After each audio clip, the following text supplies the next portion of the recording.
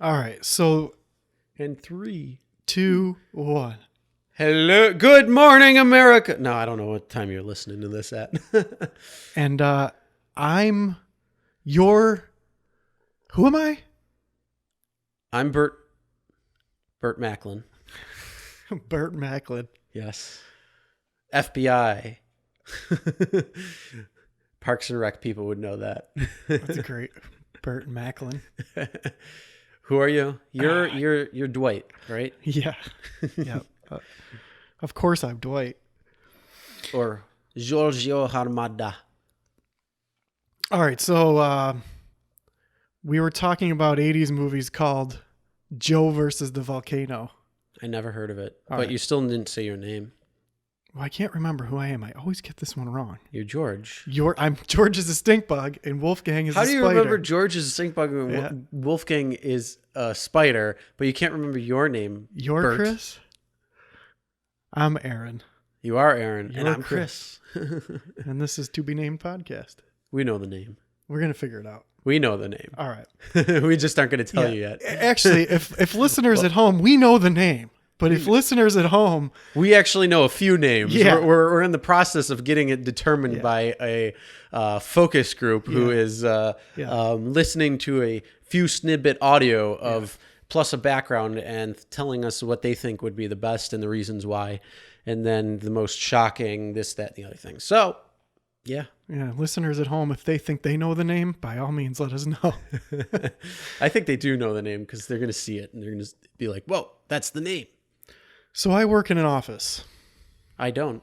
You're lucky. Have you ever worked in an office? I have. All right, so- Actually, it was great because it was half and half. It was half in the field and half in the office. My friend does that, and he loves his job because of it. He would do half things, office work, but then he gets to test all these products and things and gets to actually do experiments and things. And it's just enough for him where he's actively doing something and then doing office work where he writes up the reports and things. I think that would be, I just sit in an office. I ride my cubicle. I drive that cubicle and I have the, You own it. yep. Oh, I own that cubicle. I have the stereotypical cubicle job. No, well, at least I had an office with a window when I was in my office job. That's cool. But I was also in the field, and I hated that job. There was one good perk about that job, and a week after I started, this really hot woman started too. And it was a funny story because she was, I don't know if she was like separated or like about to be like something like that. And so I'm like, oh, she's really hot. But then she got back together with her husband, and I ended up, and then they finally got divorced. And before the divorce was final, I moved in. I was dating this girl. See? She was hot. I mean, she still is. She was older. She was 14 years older than me. That same friend? But, huh? That The same woman friend? that I worked with. Yeah. No, well, that same friend that I just talked to you about who does the experiments, same situation. He met a young woman who's scheduled to be married. Mm. Now, what are the ethics on that? If she is scheduled to be married, but the guy he says to her, I'm not really sure if I want to be with you for the rest of my life. I'm not sure if I love you. Oh, get rid of that right away. Yeah. But then they already have history and they live together. They only Yeah, rent that an doesn't mean apartment. That doesn't mean anything. And then if, she meets if there's another doubt, guy. if there's doubts like that, if the guy is actually, if that's real though, Yeah. because here's the thing: did you hear him say that, or are you going off what she said? Oh, well, That's the big it's thing. his third story, of course. It's third Yes. party. So she could be saying all these different things to me because he was giving her attention Uh-huh. or whatnot. So I don't believe I unless I heard from the original guy from the beginning, I don't know if I believe that story. Well, that's the other necessarily. thing. If you look at it from the outside, okay, here's a young lady who's in a relationship. She lives with the dude, but she's seeing another person. They're scheduled to be married, but she's seeing another guy. That guy doesn't know that his girlfriend's out seeing someone else. What are the morals on that? Yeah, it's messed up. That is pretty messed up. That's fucked up. No, but well, here's the thing. She was like, right when we met, she was like going through like a separation period time thing, but that didn't last too long. So I mean, her and I were always friends. Like we were like work wife, work husband type thing. Because we'd always hang out, have a good time, and water cooler talk stuff. So, I mean, plus she was attractive as hell. So, I enjoyed that. Then, I found out that she was filing for a divorce and getting that going. So I was like, oh, well, cool. And then like we started hanging out, and then we started dating, and it was great. It was a lot of fun. It's like, but here's the kicker.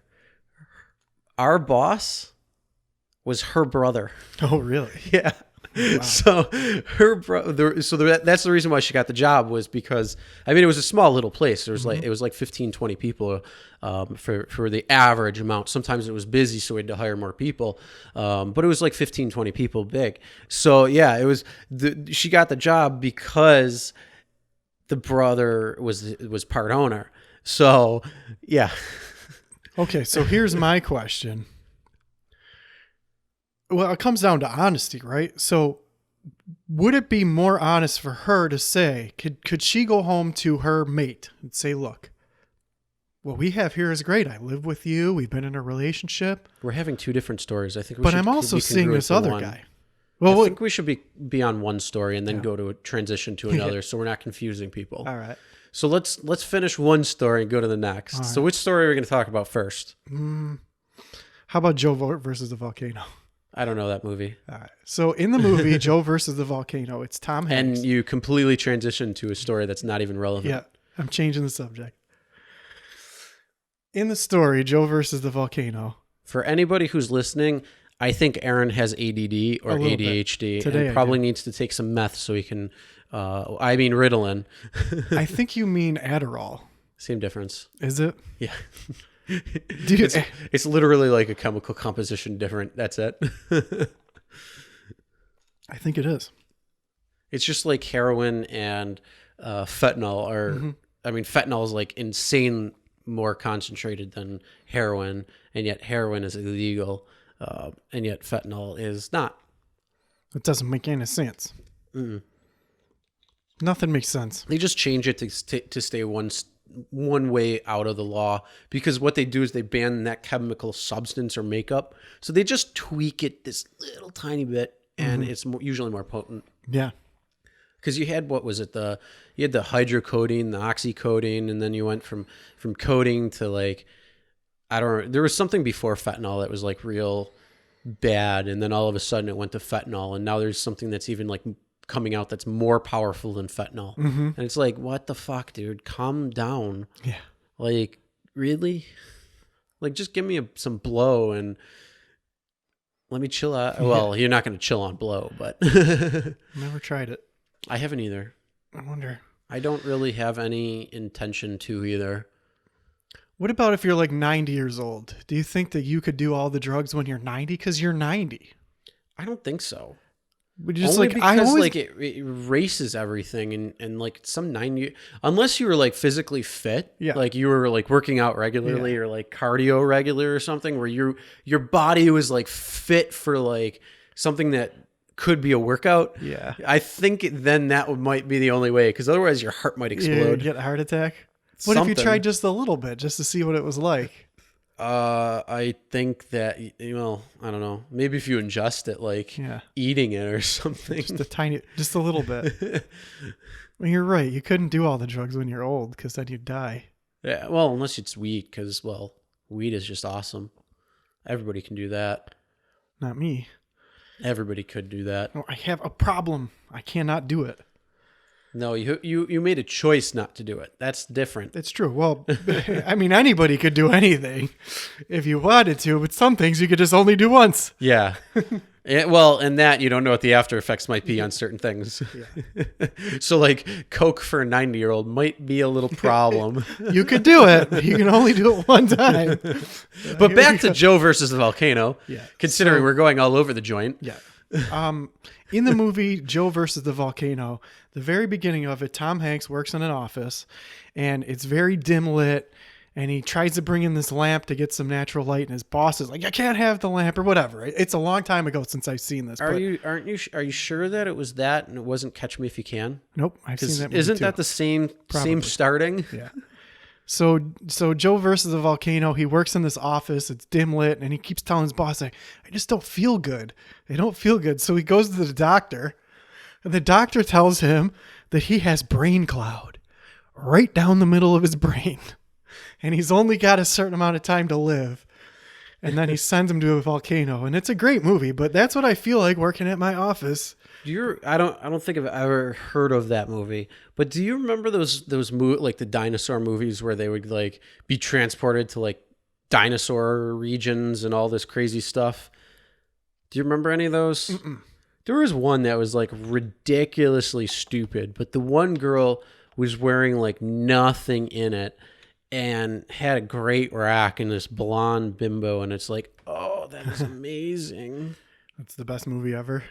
No, the movie sucked, but like I just enjoyed looking at her because I was like I don't know, 8 years old. It's very interesting. Yeah, it was. I've always had it's crazy because I've always had a thing for blondes. Like ever since I was little, I remember going to Swiss Chalet. If you ever remember that place, I do. So the one there was this blonde that was our waitress. That was like our waitress often. I was like 3 or 4 years old, and I remember that. And I had a big crush on her. And then like there was when there was like this putt-putt place not too far from where I was living. And we went for my buddy's, I think like 13th or 14th birthday, or maybe 15th. It was right around there.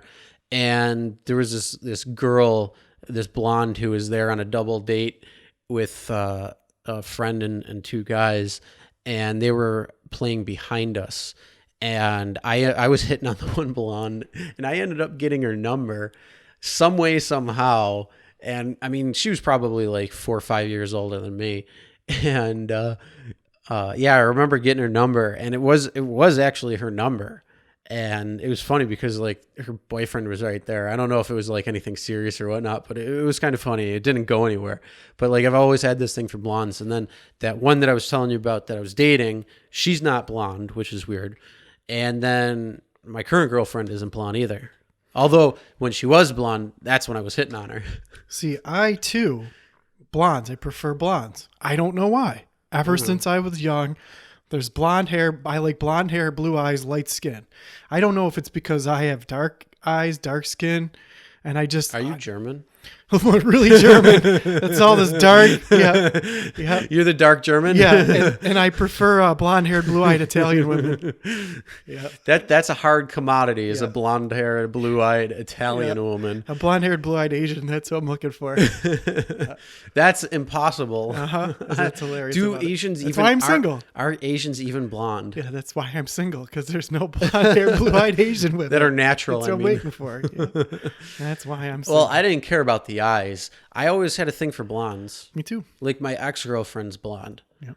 But yeah, it was weird because my one ex that like I said, she was brunette. And then the funny story about my current girlfriend is when we were at a Halloween party. Like we knew each other beforehand, and we were at a Halloween party. I didn't recognize her at all because she had blonde hair and it was straight. Normally she got real curly hair, and it was straight and blonde. I didn't even know it was her, and I'm like talking to her, I'm hitting on her, I'm like, damn, I haven't seen this girl before. She's fucking hot. And she's like, Chris, you know who I am. We've met before. And I'm like, holy fucking shit. It didn't even register. Even when she said that, it still didn't register until like a minute later. And I'm like, wow, I feel like a dick. But I'm like, well, I got a story out of it. That's awesome. And I told her that the other day. I'm like, you should go blonde. She's like, you got to pay for it to get her to stay there. I'm like, well, you know. No, yes, I prefer blondes, but I love all women. Redheads are hot. They're all hot. Brown hair is hot. I saw a beautiful girl with long brown hair the other day when I was in a store. And I just love the women. Love them. Yep, they're great. Well, here's a question. Why have you not touched a woman in 7 years? They won't allow me to touch them. I don't pay. know why. I just can't. You know what? I never cared enough about... You know what is sad to me is that I've reached out to a couple people that I know, the young women. They're like, you know, could we get something going? We don't need to be in a See, series. here's the thing. The velvet touch. You did the wrong thing Of course I right did. off the bat Yeah, of course because I you did. went to a friend Yeah. and said, "Hey, can we?" course. That's not what you do. Yeah. What I say is, let's go to Vegas next week Yeah. and go buy one for a No. couple hours. Yeah, I don't know why. And other people have suggested that to me. I just don't know why. Don't go to Broadway in Buffalo. I, No. when I was 19 years old, for listeners out there, in Canada, the drinking age is 19. It is not 21 like in the United States. We happen to live along the border of a foreign country where it takes about 10 minutes for me to get to a foreign country. So when I was 19 years old, I went to this foreign country with a friend of mine. We got into the foreign country, which is Canada. Yeah, you To don't me, need it to say doesn't foreign seem country. like You it's can a just say foreign Canada. country. It's literally the brother of the North. It really is. And yes, it's a completely different country. It's a foreign country. But I mean, you walk over the border to Clifton Hill right there in the falls, Yep. and it's not really that much different except for the fact that you can drink at 19 instead of 21. Yep. And then walk over the border. Yep, and there's a lot of tourist attractions. So we got a little bit past Clifton Hill. I forget where we were going, to a bar farther out. We stop at a red light, and this young lady walked over to the side of my car. Now I was pretty street savvy back then. I knew some things, but the guy that I was with, he's a very interesting person. I'll tell you about him in a minute.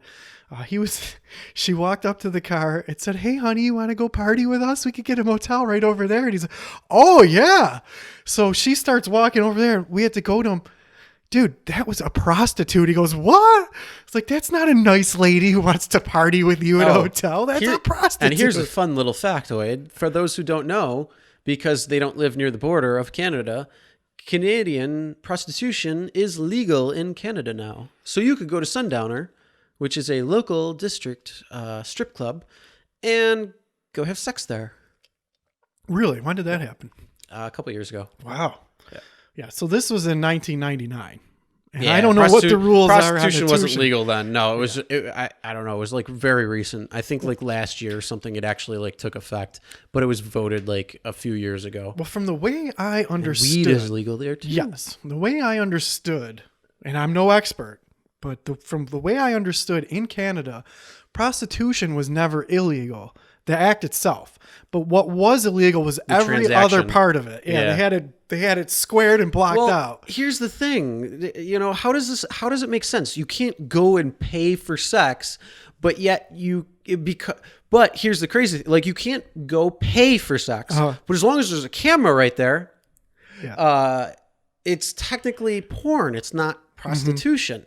So that's the legal way around, like the loophole around it. Like, yes, we're using this for porn purposes, Yeah, I guess you or could do that. adult entertainment. Acting. And then, yeah, right. And then the other way, it's like, well, there doesn't have to be a monetary transaction at all, and it's perfectly fine. Like, I can just go on Tinder or something, meet somebody, meet up with them, and then at the end of the time, they're like, all right, your place or mine, and that's it's completely consensual. But yet the transactional value of it is the illegal part. Yeah.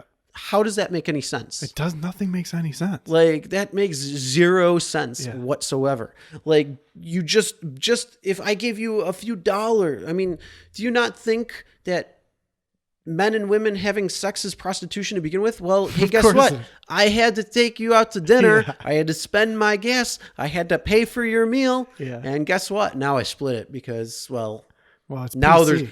there's no transactional value because I go here, you go here, we agree to sit at the table, and then we agree to go back to somebody's house and have a little fun. Yeah. It's the oldest profession. And I agree. It doesn't make any sense. So now think about who's the guy who just got busted in Florida. He was a football team owner or something. I forget. It was Kraft or something. Yeah. Well, Kraft. Yeah. Whatever. So there was a wealthy guy. He's like For 78 the years Patriots. old. Yeah. 78 years old. He goes to the massage parlor for the rub and tug. And Well, what do you think of fucking massages? They rub shit. yeah, that's the whole thing. You think that they don't? Yeah. You think that? I mean, the whole body, a whole body massage includes your Doesn't make ass sense. and cock. Yeah, doesn't make Who any gives sense. a shit? Yeah. Whoop-de-doo, you fucking rub one out. Yeah. Hello, like, doesn't make sense. really? Is it that bad? No, I don't think it is at all. Oh my God. And so, but it's okay to get your shoulders rubbed, but not okay to get your genitals rubbed. Yeah. I don't get it. Like, it doesn't make any sense. Like, just because I come a little or something. Yeah. Really? And even though, but just for me personally, I don't, you're always paying for it in some way or another, right? Exactly. Is that how it works? Yeah. But just the I mean, physical, if you get married, you got to pay for all the bullshit that she's going to tell you. You got to. you got to go on dates, all this Yeah. stuff. But Oh my God, it's insane.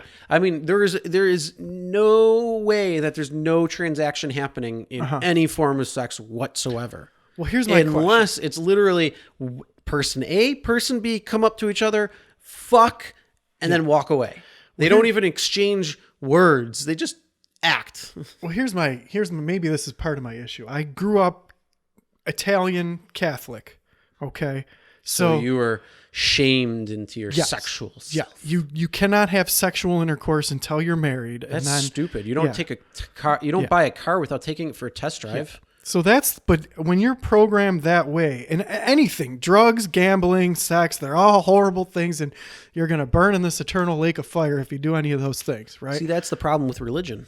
Of course, 100%. That's the fearful part of religion, that they strike fear into your core being. Yeah. And it's like, no, but the thing is, here's the thing. You grow up thinking that Santa Claus and the Easter Bunny are real, but then you grow up a little bit and see, well, that's not really the truth. And then it's the same thing with saying like sex, drugs, gambling, anything like that. They say, oh, that's bad. And then all of a sudden you wake up and you realize, well, no, it's really not.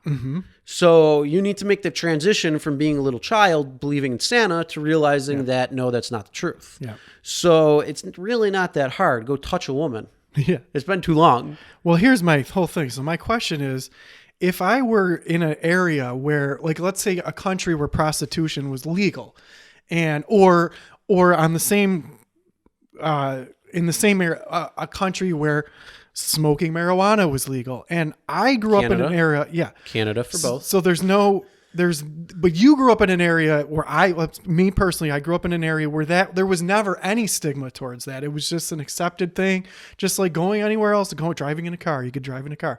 You could go prostitute. You could go smoke marijuana. Would I still have the same negative connotation? I don't think so. I think that because I was programmed that sex is bad and drugs are bad and gambling's bad and you're going to go to hell. But how many times have you gone to the casino? How many times did you go drinking? How many times did you go smoke? I mean, you did all this stuff, but then all of a sudden something clicked and said, no, I can't have sex anymore. That doesn't make any sense. Well, here's the interesting thing about that. So I worked when they built the casino. I worked right next to where they built it, and they built it. Which one? It Falls? opened up. Yeah. Okay. So I would go to the casino on my lunch break because free drinks, right? Oh, look at that. Yeah. So, most of the time after work, right? You're in your early 20s. Didn't you just say for your lunch break? Yeah, I would go on my lunch break for sure. No doubt about it. What was the job? I was just on the telephone. So it was a call center thing? Okay. I rode that cubicle. I've been riding it. Yeah. So, I would get in there, but the thing to me was I lost $5 on one of those slot machines. And I just can't gamble. When I lost that money. Well, but some people don't. It's the same. Like when I go to the casino, I go and I'll have $20 in my pocket, and I'm saying that's all I want to spend. Yep. Like, sure, if I go up, then I cash out. If I lose the $20, it's like, all right, well, I looked at, because if I didn't look at it this exact way that I'm going to say in a second, I would be like you, where I'd be like, I don't want to fucking gamble. I go for it being it's an entertainment value. You go to the movies, you spend some money. You go to putt-putt, you spend some money. You go to the golf or go-kart track, you spend some money. Whatever your entertainment value is, you're going to go and spend money. So you have to value what your entertainment value is when you go gambling. See, that's how I look at it. So I'm like, all right, well, I have $40. If something comes out of that, cool. If not, well, that was my entertainment.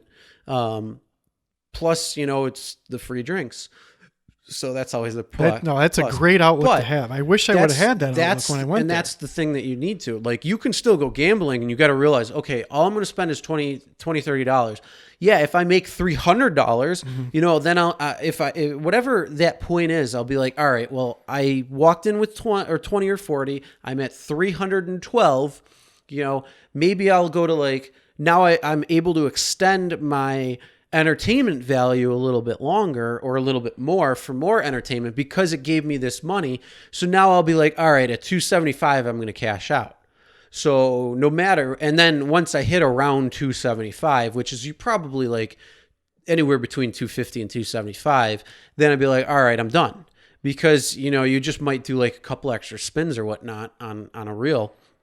But at that point, then it's like, all right, cool. Now my entertainment value actually was an asset to me because I actually made money going out this time. And then if I, like I say, if I lose the money, so if I go in and I get 20 or 40, bring 20 or 40 or $60 or whatever it might be, and then I leave, or I mean, I go through it with maybe a little win, like $3, $4 or whatever, maybe a 20 here or something. And then but if it's not a big gain, then it's like, all right, well, I'll just go until that's expended. And even if I just literally go from 20 to 0 or without a winning in between, then it's like, all right, well, that was 4 minutes. And then, you know. Well, I wish someone would have told me to have that outlook when this place opened and I went in there with that $5. Because if you would have said to me, look, this $5 that you're putting in this machine, think of it as entertainment value. There's a bunch of flashing lights and ding, ding, ding, ding, ding, and you get to pull the crank and you're going to see this thing. And but then you miss the majority point is it's free drinks. Well, that too, yeah. See, so you and I don't have a gambling addictional problem like some people actually do. Yeah. You and I have we look at it as like, okay, well, I value money and the hard work that I've done instead of the game of chance that's in front of me. Mm-hmm. Like the game of chance, you already know is rigged against you. Yeah. And other people have that belief factor where they're like, oh, come on, this machine's hot. I could get it. Yeah. And then bang, I got it or something. Or like I made like $200 or something. It's funny. That's what they talk about. They're like, oh, I went to the casino one time and I got like $2,000. Well, how much money did you spend overall in your life? I spent $4,000 to get $2,000. Yeah, like overall, how much are you up or down? And it's usually down quite a substantial amount. Sure. So overall, let's be real here. Lost. Like you didn't win jack shit, you lost. Yeah. You went for the entertainment value. Yeah. And that's how I look at it. If you look at it that way, you could probably say, all right, well, I got $20.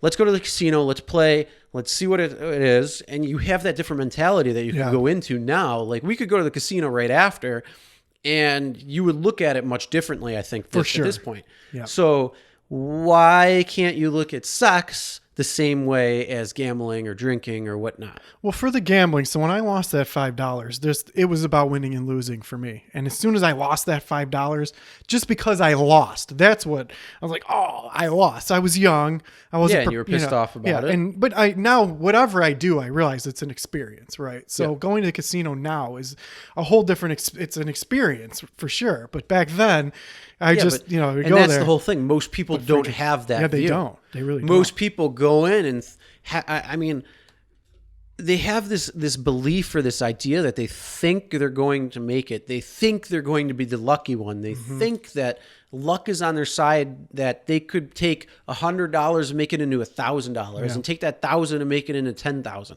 When the reality of the situation is you're a sucker and your money's probably going to get lost. Yeah. You're just giving your money away. And you got to look at it as entertainment value for just the ambiance, the bells, the lights, the whistles, the fun, the excitement. If you're playing cards or if you're playing like an actual game like poker or blackjack or something, that's a different type of entertainment where you feel like you're in control, but look at a deck, split it down. Look at a craps table, split it down. You're not really that in control. Like the game is rigged against you for a reason because the house makes money. The house always wins. Yeah. Now, if you can take house money and gamble on house money, that's a whole different thing because that's just free money. Yeah. So yeah, go to the casino, sign up and get your $100 or whatever it might be in credits and, use that money. Yep. So, but just the anger back of gambling, right? But because it was legal, I didn't feel any awkwardness going in there and losing the money. The loss part of it. Technically, it is illegal. Well, I guess, yeah. It's illegal in the state of New York. Yeah, you're right. Because that ground is actually Indian ground. It's Indian. Yeah, it's that's Indian territory. Yeah. So technically, it's actually its own sovereign nation Mm-hmm. in that little spot in those few blocks in Buffalo and Niagara Falls that have the casino. Yeah. That is actually Indian territory. For sure is. So it's not technically the state of New York. Nope. So that's the loophole behind it. Uh-huh. So the state just hasn't.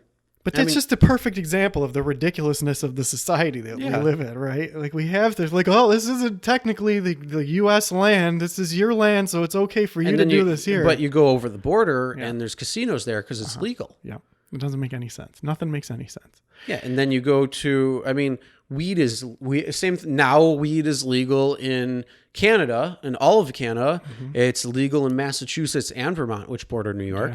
And New York's having this hoopla of trying to legalize weed. And it's like, really, get the fuck out of your own ass and just legalize the goddamn plant. Yeah. Like, seriously, get the fuck out of it. Like, it doesn't make any sense. No, it doesn't make sense. Well, it's all politics now. Oh, yeah, that's all. Who's going to get the most money is what the problem is now. Which makes no sense because the longer they wait, the more, money. they're losing tax dollars right now by not having it legalized. Yeah, I agree. It's this whole bullshit game of cat and mouse. Well, so for me, not so much gambling because I don't remember gambling being emphasized as much as like sex or drugs when it comes to in society or in religion. Are you sure? Because sex is everywhere. Everything. Sex sells this. For sure. That if you watch your old 80s movies, your childhood movies, there's so many sexual innuendos in there that parents would get, but it goes right over kids' heads, and they don't understand it. And then you look at it and you're like, "Holy shit, I watched that." And that's the whole thing. Sex is everywhere. But it's underground. It's underground. It's not talked about in public. It's name one TV show that has not mentioned sex or had sex, or anything like that. In any TV show, that's the hypocrisy of the society that we live in. Where on the one hand you go to school, but that's you trying to say it's this quiet, unspoken thing when that's not the truth. Well, it's literally blasted in your face every single day in multiple mediums, in and television, you are saying that this little bullshit thing of being raised as Italian Catholic. Well, it's not just that; is it's this society. core issue. Yeah. So, but you go to school, and you can't talk about sex or drugs at school. No, that's all bad. And they have people who come in and talk to you. Yeah, they got people who come in to talk to you and tell you sex is bad and drugs are bad, and they show you all sorts of pictures. If you have sex, your dick's gonna fall off. Those are all smear campaigns. But again,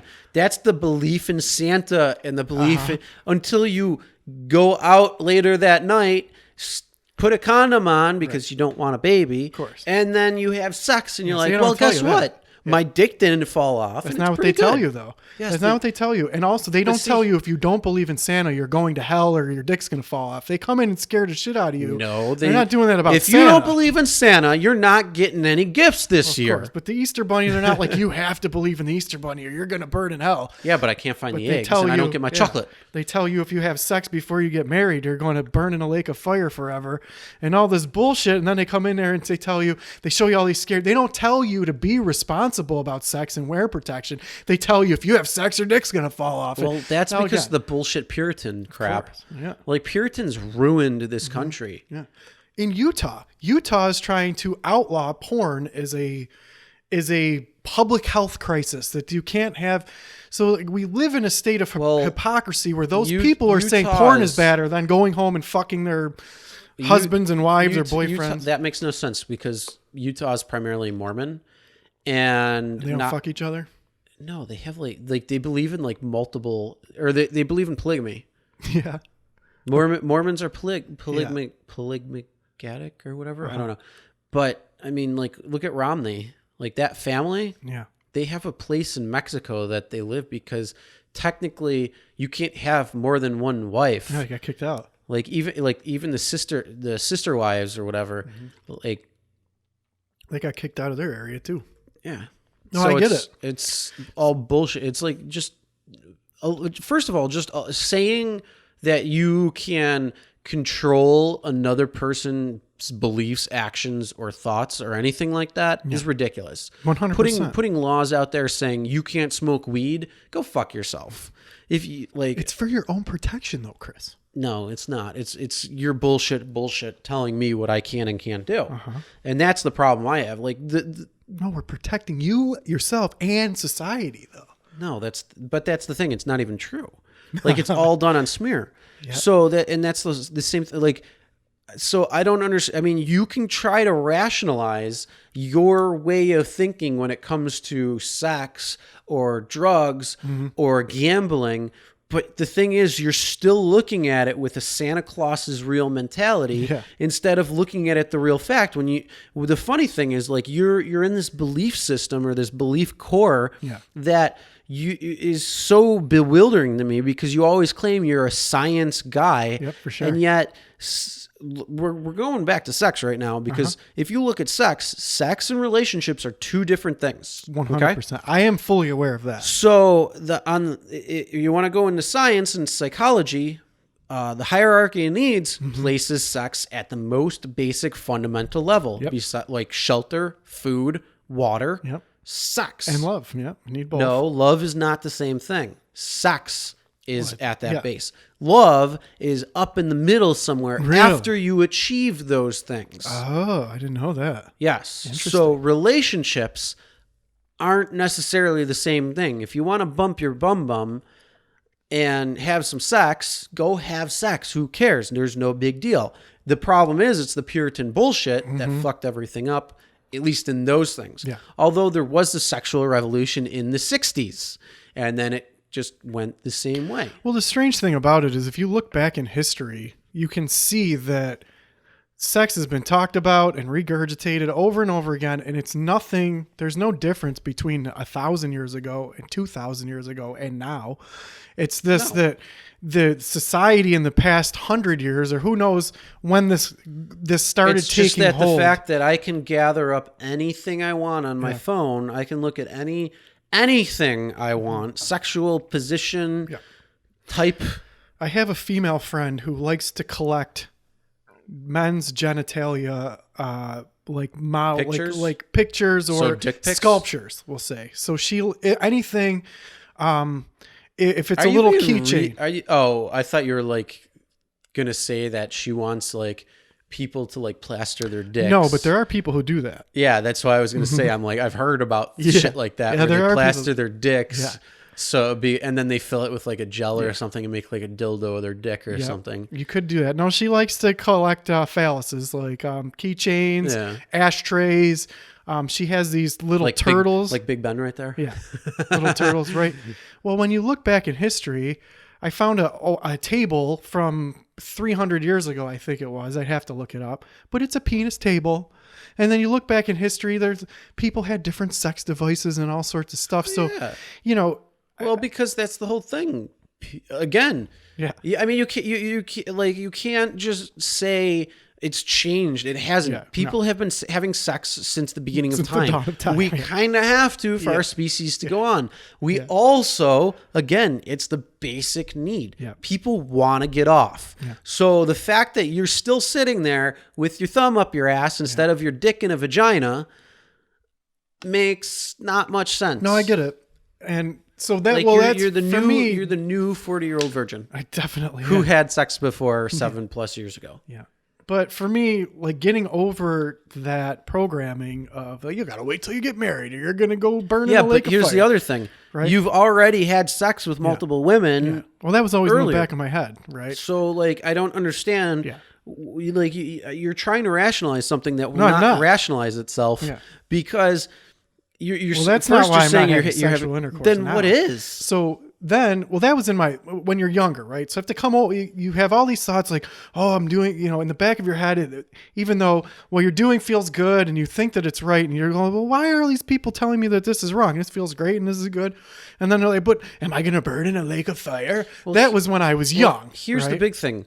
Masturbation was always thrown into that too, same thing. Yeah. And what age did you discover masturbation? Well, and then how often did you do it per day? Yeah, of course. You yanked your dick all multiple the times a day. for sure. And did anything happen? No. Did your well, I don't know. fall We off? haven't died yet, so who knows?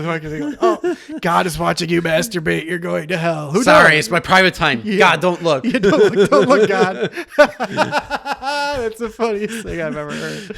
But God, I told He's you not watching to. you. No, God, I told you not to come in my room when I'm cleaning. That's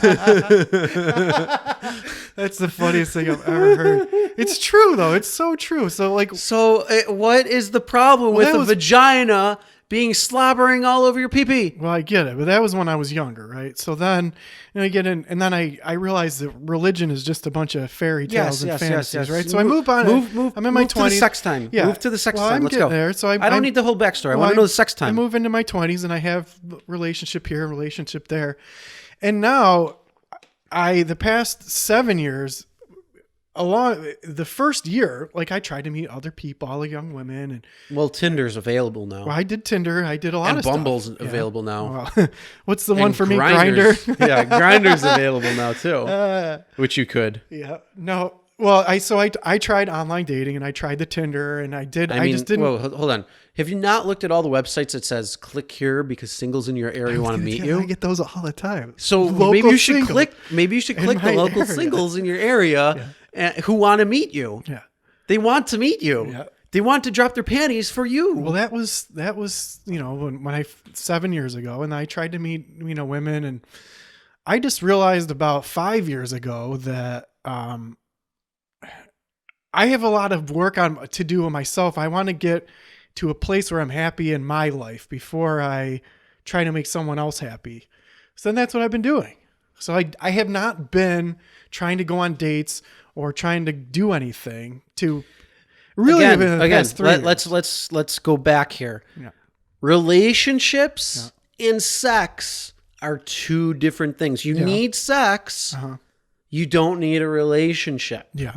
So why don't you go get laid and then continue on building yourself, that's perfectly fine. That's a great answer. But again, sex and relationships are two different things. Yeah. Sex is a cornerstone. It's very good for your body overall because it reduces stress. Mm-hmm. It releases endorphins. It releases serotonin. It releases all these good chemicals that help you calm down, help you relax, help you de-stress. It takes away a lot of things. It takes away certain aggression. It takes away, there's many, many benefits of sex, just sex itself. It doesn't have to be a relationship. Mm-hmm.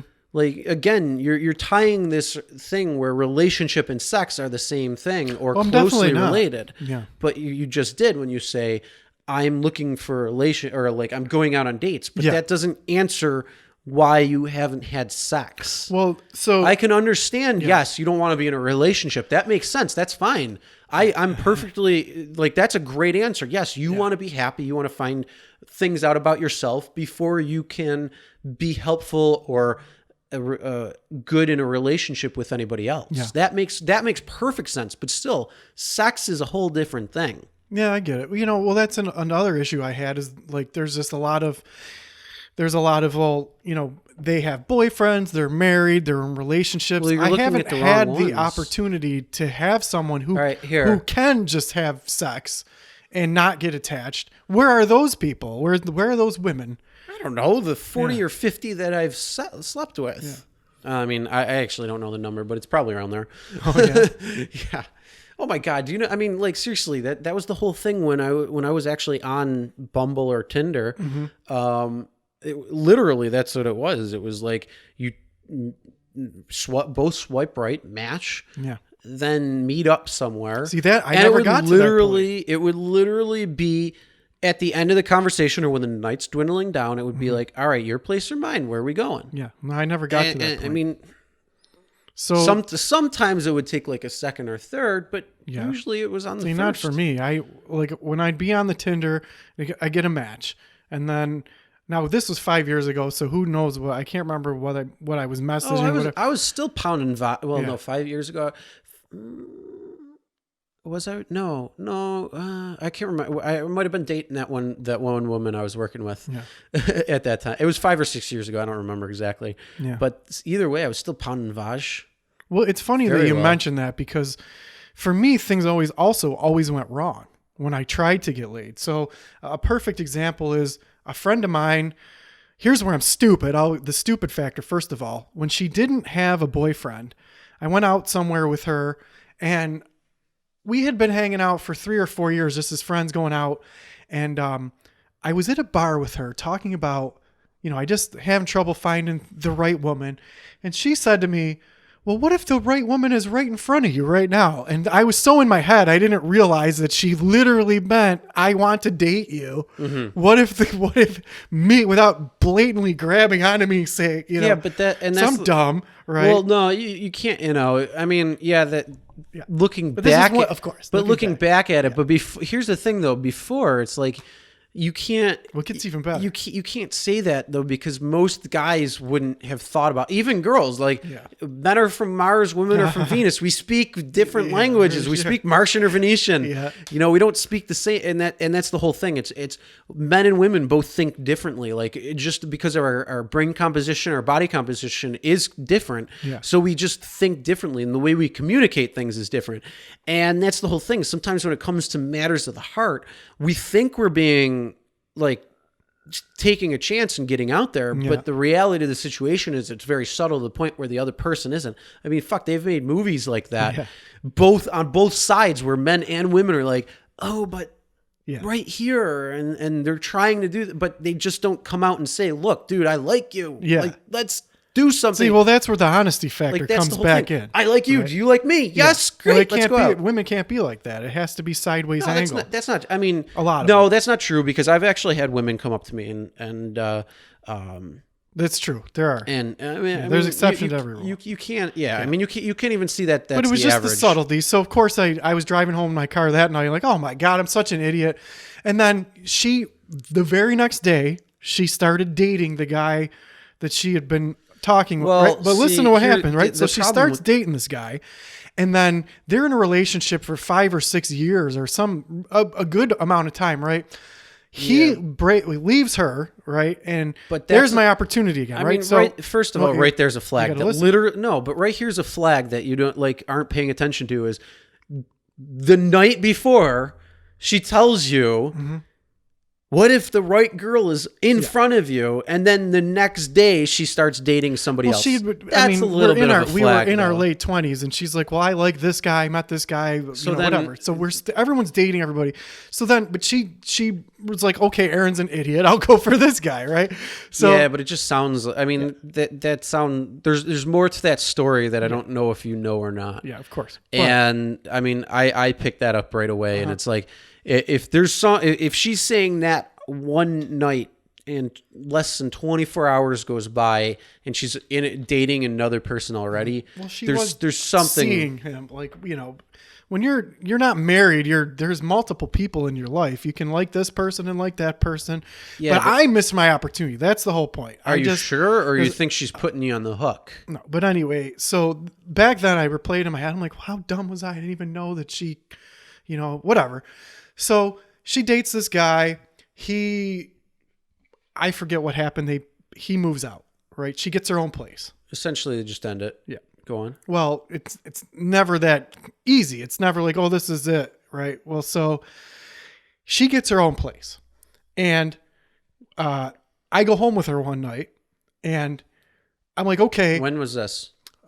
this was 5 or 6 years ago. Okay. And again, we'd remain friends, and she's one of the coolest people to just go and have fun with. I've been out with a lot of women, never got shitty. No sidestep. Get back to the story. So we remained friends this whole time, going out, always having a good time, never had a bad time with her. This Okay, one back particular to- yeah. time, I come home with her, and here's where I'm stupid again. I go back to her new apartment. It's just me and her. And I don't realize that there's a limited time frame to make my move and get things cracking. Within the first 10 minutes that we get back to her apartment, some guy, she was a bartender, some guy that was infatuated with her shows up at her house, causes this huge drama. She's end up arguing with this dude. I think he who knows what he was doing for her, but guys do all sorts of shit for women. Yeah. So here I had this 10-minute window that I could have just got things cracking, but I didn't realize that there's a specific time frame that this guy's going to show up. Well, first of all, you didn't know that this person was going to show up. I had no idea. That makes, I mean, you can't, that's outside your control element. It's not. So that's where I turn into the 40-year-old virgin for anyone who's seen that movie. Yeah, but here's the thing. You can't say that there's this 10-minute window because that was just an ironic thing that happened. Or well, looking back on it, I'd be like, wow, if I would have just made my move 10 minutes earlier, we would have been. Yeah, but that's the same thing the few years ago before when you were saying, oh, if I would have, you can't. So right. Yeah, you got to stop looking at it that way. You got to start looking at it as hindsight's always 20/20. A problematic experience that was outside of your control. Yeah. So this guy comes over and causes this ridiculous huge scene. He's smashing on her door and keeps repeatedly calling her phone and all this stuff. And then she finally calls him on the phone, ends up arguing with the guy for 3 hours. I go to sleep and she's, but these are the sort of things that happen to me over and over again. I'll get thrown up on the way home, or, she's too drunk. Let's back it up. Yeah. You're going out with girls who are drunk. Well, that too. Yeah. Why don't you go out with a girl who's not drinking or had one or two? Yeah. So now let's go back to the friend. No, it's not just all drunk. So they have a boyfriend, or they don't like me that way. Or if they have a boyfriend. Yeah. See, here's the if you can't even say I'm talking about possible sexual experiences. Yeah, they always go horribly wrong. But you can't say that a girl who has a boyfriend or is not interested, those two types of girls don't exist in your realm of sexuality. Of course. So you need to eliminate that from your bad, quote unquote, bad experiences because there's no experience there to begin with. One, the girl's dating somebody, she's not going to fuck you. Of course. And then the girl who's not interested is also not going to fuck you because she's just not interested. Yep.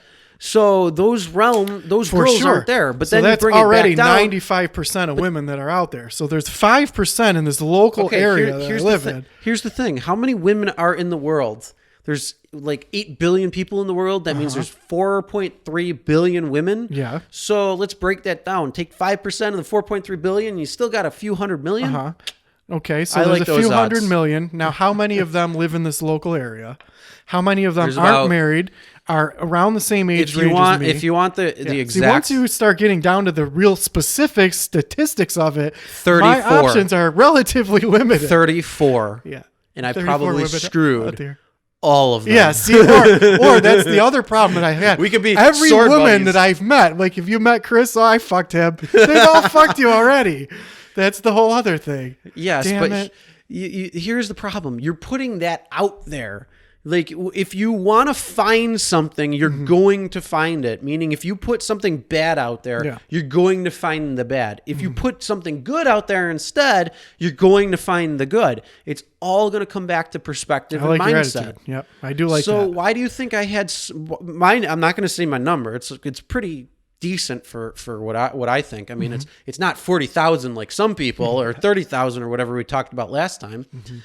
But it's still, it's up there. It's pretty good. I've smashed a good amount of vag. Sweet. And, one, I look at it, sex and relationships don't have to be the same thing. If I go and meet somebody and I don't have any attraction to them, or not attraction, if I don't have any thought process that this relationship will ever turn into a relationship, and they're probably thinking the same thing, you go back, smash. Yeah. Have sex. What the fuck does it matter? And so you don't look at it again, it's two people want to get off. Fuck it. Let's go and get off and then say goodbye. Have a different experience somewhere else. Yeah. See, I never get to that point. So then change your perspective and get to that point. Well, and truth be told, the past couple of years, I've just been focusing on other things. I don't really give a shit, but it's just Well, I mean, get, of course I do. get I'm that, still but a man. it's because your dick is full of cobwebs right now. Probably. It's so rusty that you're probably scared that if you use it, it might break. Yeah, it's true. Like it's become so fragile. Yeah. Or did it just run off and like run away? Yeah. Do you got like a little? What was that thing? Like the stick with the fucking bag hanging. Oh, the hobo The thing. hobos. It's Did your pee-pee like detach and out like there hobo along the side out? of the railroad? Yeah. It's opening a can of beans near a fire. What happened to I didn't feed me. Yeah. Is it true if you don't use it, you lose it? I think it might be. Well, I think the drive you lose, which is case in point. Yeah. Because I look at our other friend who was in a similar situation and then, finally got some and has been getting some since. Really? Yeah. It's been consistent. I haven't talked to her in a long time. Yeah. Well, her or him, we can't. I'm not going to say who. Well, I mean, yes, her. Yeah. But yeah, it's, hey. Hey, yeah. It works. I mean, and then that's so. Now let's upgrade to a different topic that I want to. Well, it's the same topic, but we touched on it a few minutes ago, and I kind of quieted it. But I want to know now. You said you discussed some things with your friends. which friends would be more specific? I don't remember. I don't know, to try and get some sex time. No, I haven't. You said that earlier. You said I've reached out to a few friends. Oh, in the past, yeah. Yeah. And I don't know if you're taking a shot though. Yeah. I tried every other angle. I give you that. It wasn't for lack of try. But here's the thing: you can't come out and say, "Hey, let's get something going." You got to be like, "Hey, let's go to the bar." You get them a little. That's what I tipsy, used to do. and then you have a little fun. You enjoy. Because here's the thing: the alcohol, not to get them drunk and take advantage. No, that's wrong. Yeah. But if you go for like a social lubricant, have some fun, break down those few walls. Yeah. And they have more fun and they're enjoying the time. That's different. That's because then it's they're happy. They want to. They're enjoying it. Yeah. Not to get them drunk to take advantage. Do not do that. Yeah. Because you'll probably be tried on some crazy charges at some point. Of course. So the past couple years, I really have not made any effort. Mm-hmm. I haven't went on social media. I don't ask women on dates. But before that, I would do probably what I thought 1950s people do. Like you take them out to the movies and buy dinner and then and that was, I tried every different thing. I tried, the dating sites. I tried just the casual, take them out for a couple drinks. Yeah, I did that. And that's all you need to do because you get the music is usually good. Mm-hmm. You're usually like, a great place to go is just like a bar restaurant is something you want to go to where you can go and grab a couple of drinks. Yep. You can grab some food or appetizers or something. So you're sitting down, you're chatting, you're talking, the music is going, everything's good. The lighting, the atmosphere is pretty good. Mm-hmm. And you just talk, you hang out, you have a good time. You find out if there's any type of possibility of us wanting to get to know each other more. And then probably going and getting something more. Yeah. So another perfect example, my friend who was a bartender, I went there for karaoke. They had karaoke bar. I used to love singing karaoke. It's fun. And I got into the bar and there was a young woman there who had the saddest, lonely eyes I had ever seen. She's just sitting at the bar and she had these puppy dog sad eyes, right? So I sat next to her and I was like, I've never seen someone with the most lonely eyes that you have. What's going on with you? And she said, she just moved here and she didn't know anybody and she lived far away. She lived in, I think, Boston or some weird place. Massachusetts? Yeah, Boston, New York. Oh, okay. And that's not that far. It's like 20 minutes. Well, for where I live, yeah. Well, for you, yeah. So I go, well, that's kind of far to be at this weird little bar. She goes, oh, well, I looked up where it had karaoke. This is the only place that had karaoke. So I drove all the way out here, right? So I'm like, cool. So met her, right? The next weekend, I did the dating thing. Do you want to go out? I take her to downtown Buffalo. I take her to this little, have some drinks. We go back to her place. And this is where a normal person would start sealing the deal. But somehow everything gets derailed. As soon as we got home, she started cooking dinner. And then she said, I don't know how long I want to have you around before you meet my daughter. And I was like, okay, you have a daughter. And she's like, do you want to have kids? And I stupidly said, no, I don't want to have kids. And she took that as, I don't want to be a stepdad to her new daughter, which isn't what I said. But all of a sudden, the night is derailed. Well, there's no sex to be had. Hold on. Let's backtrack. Yeah. Why did she not get fed to the point where she was going to? Why did she go make dinner? Well, she just started making something on the stove, and but just how you get home. She wanted to start while she was cooking something. I know, we're talking. but again, backing it up. Yeah.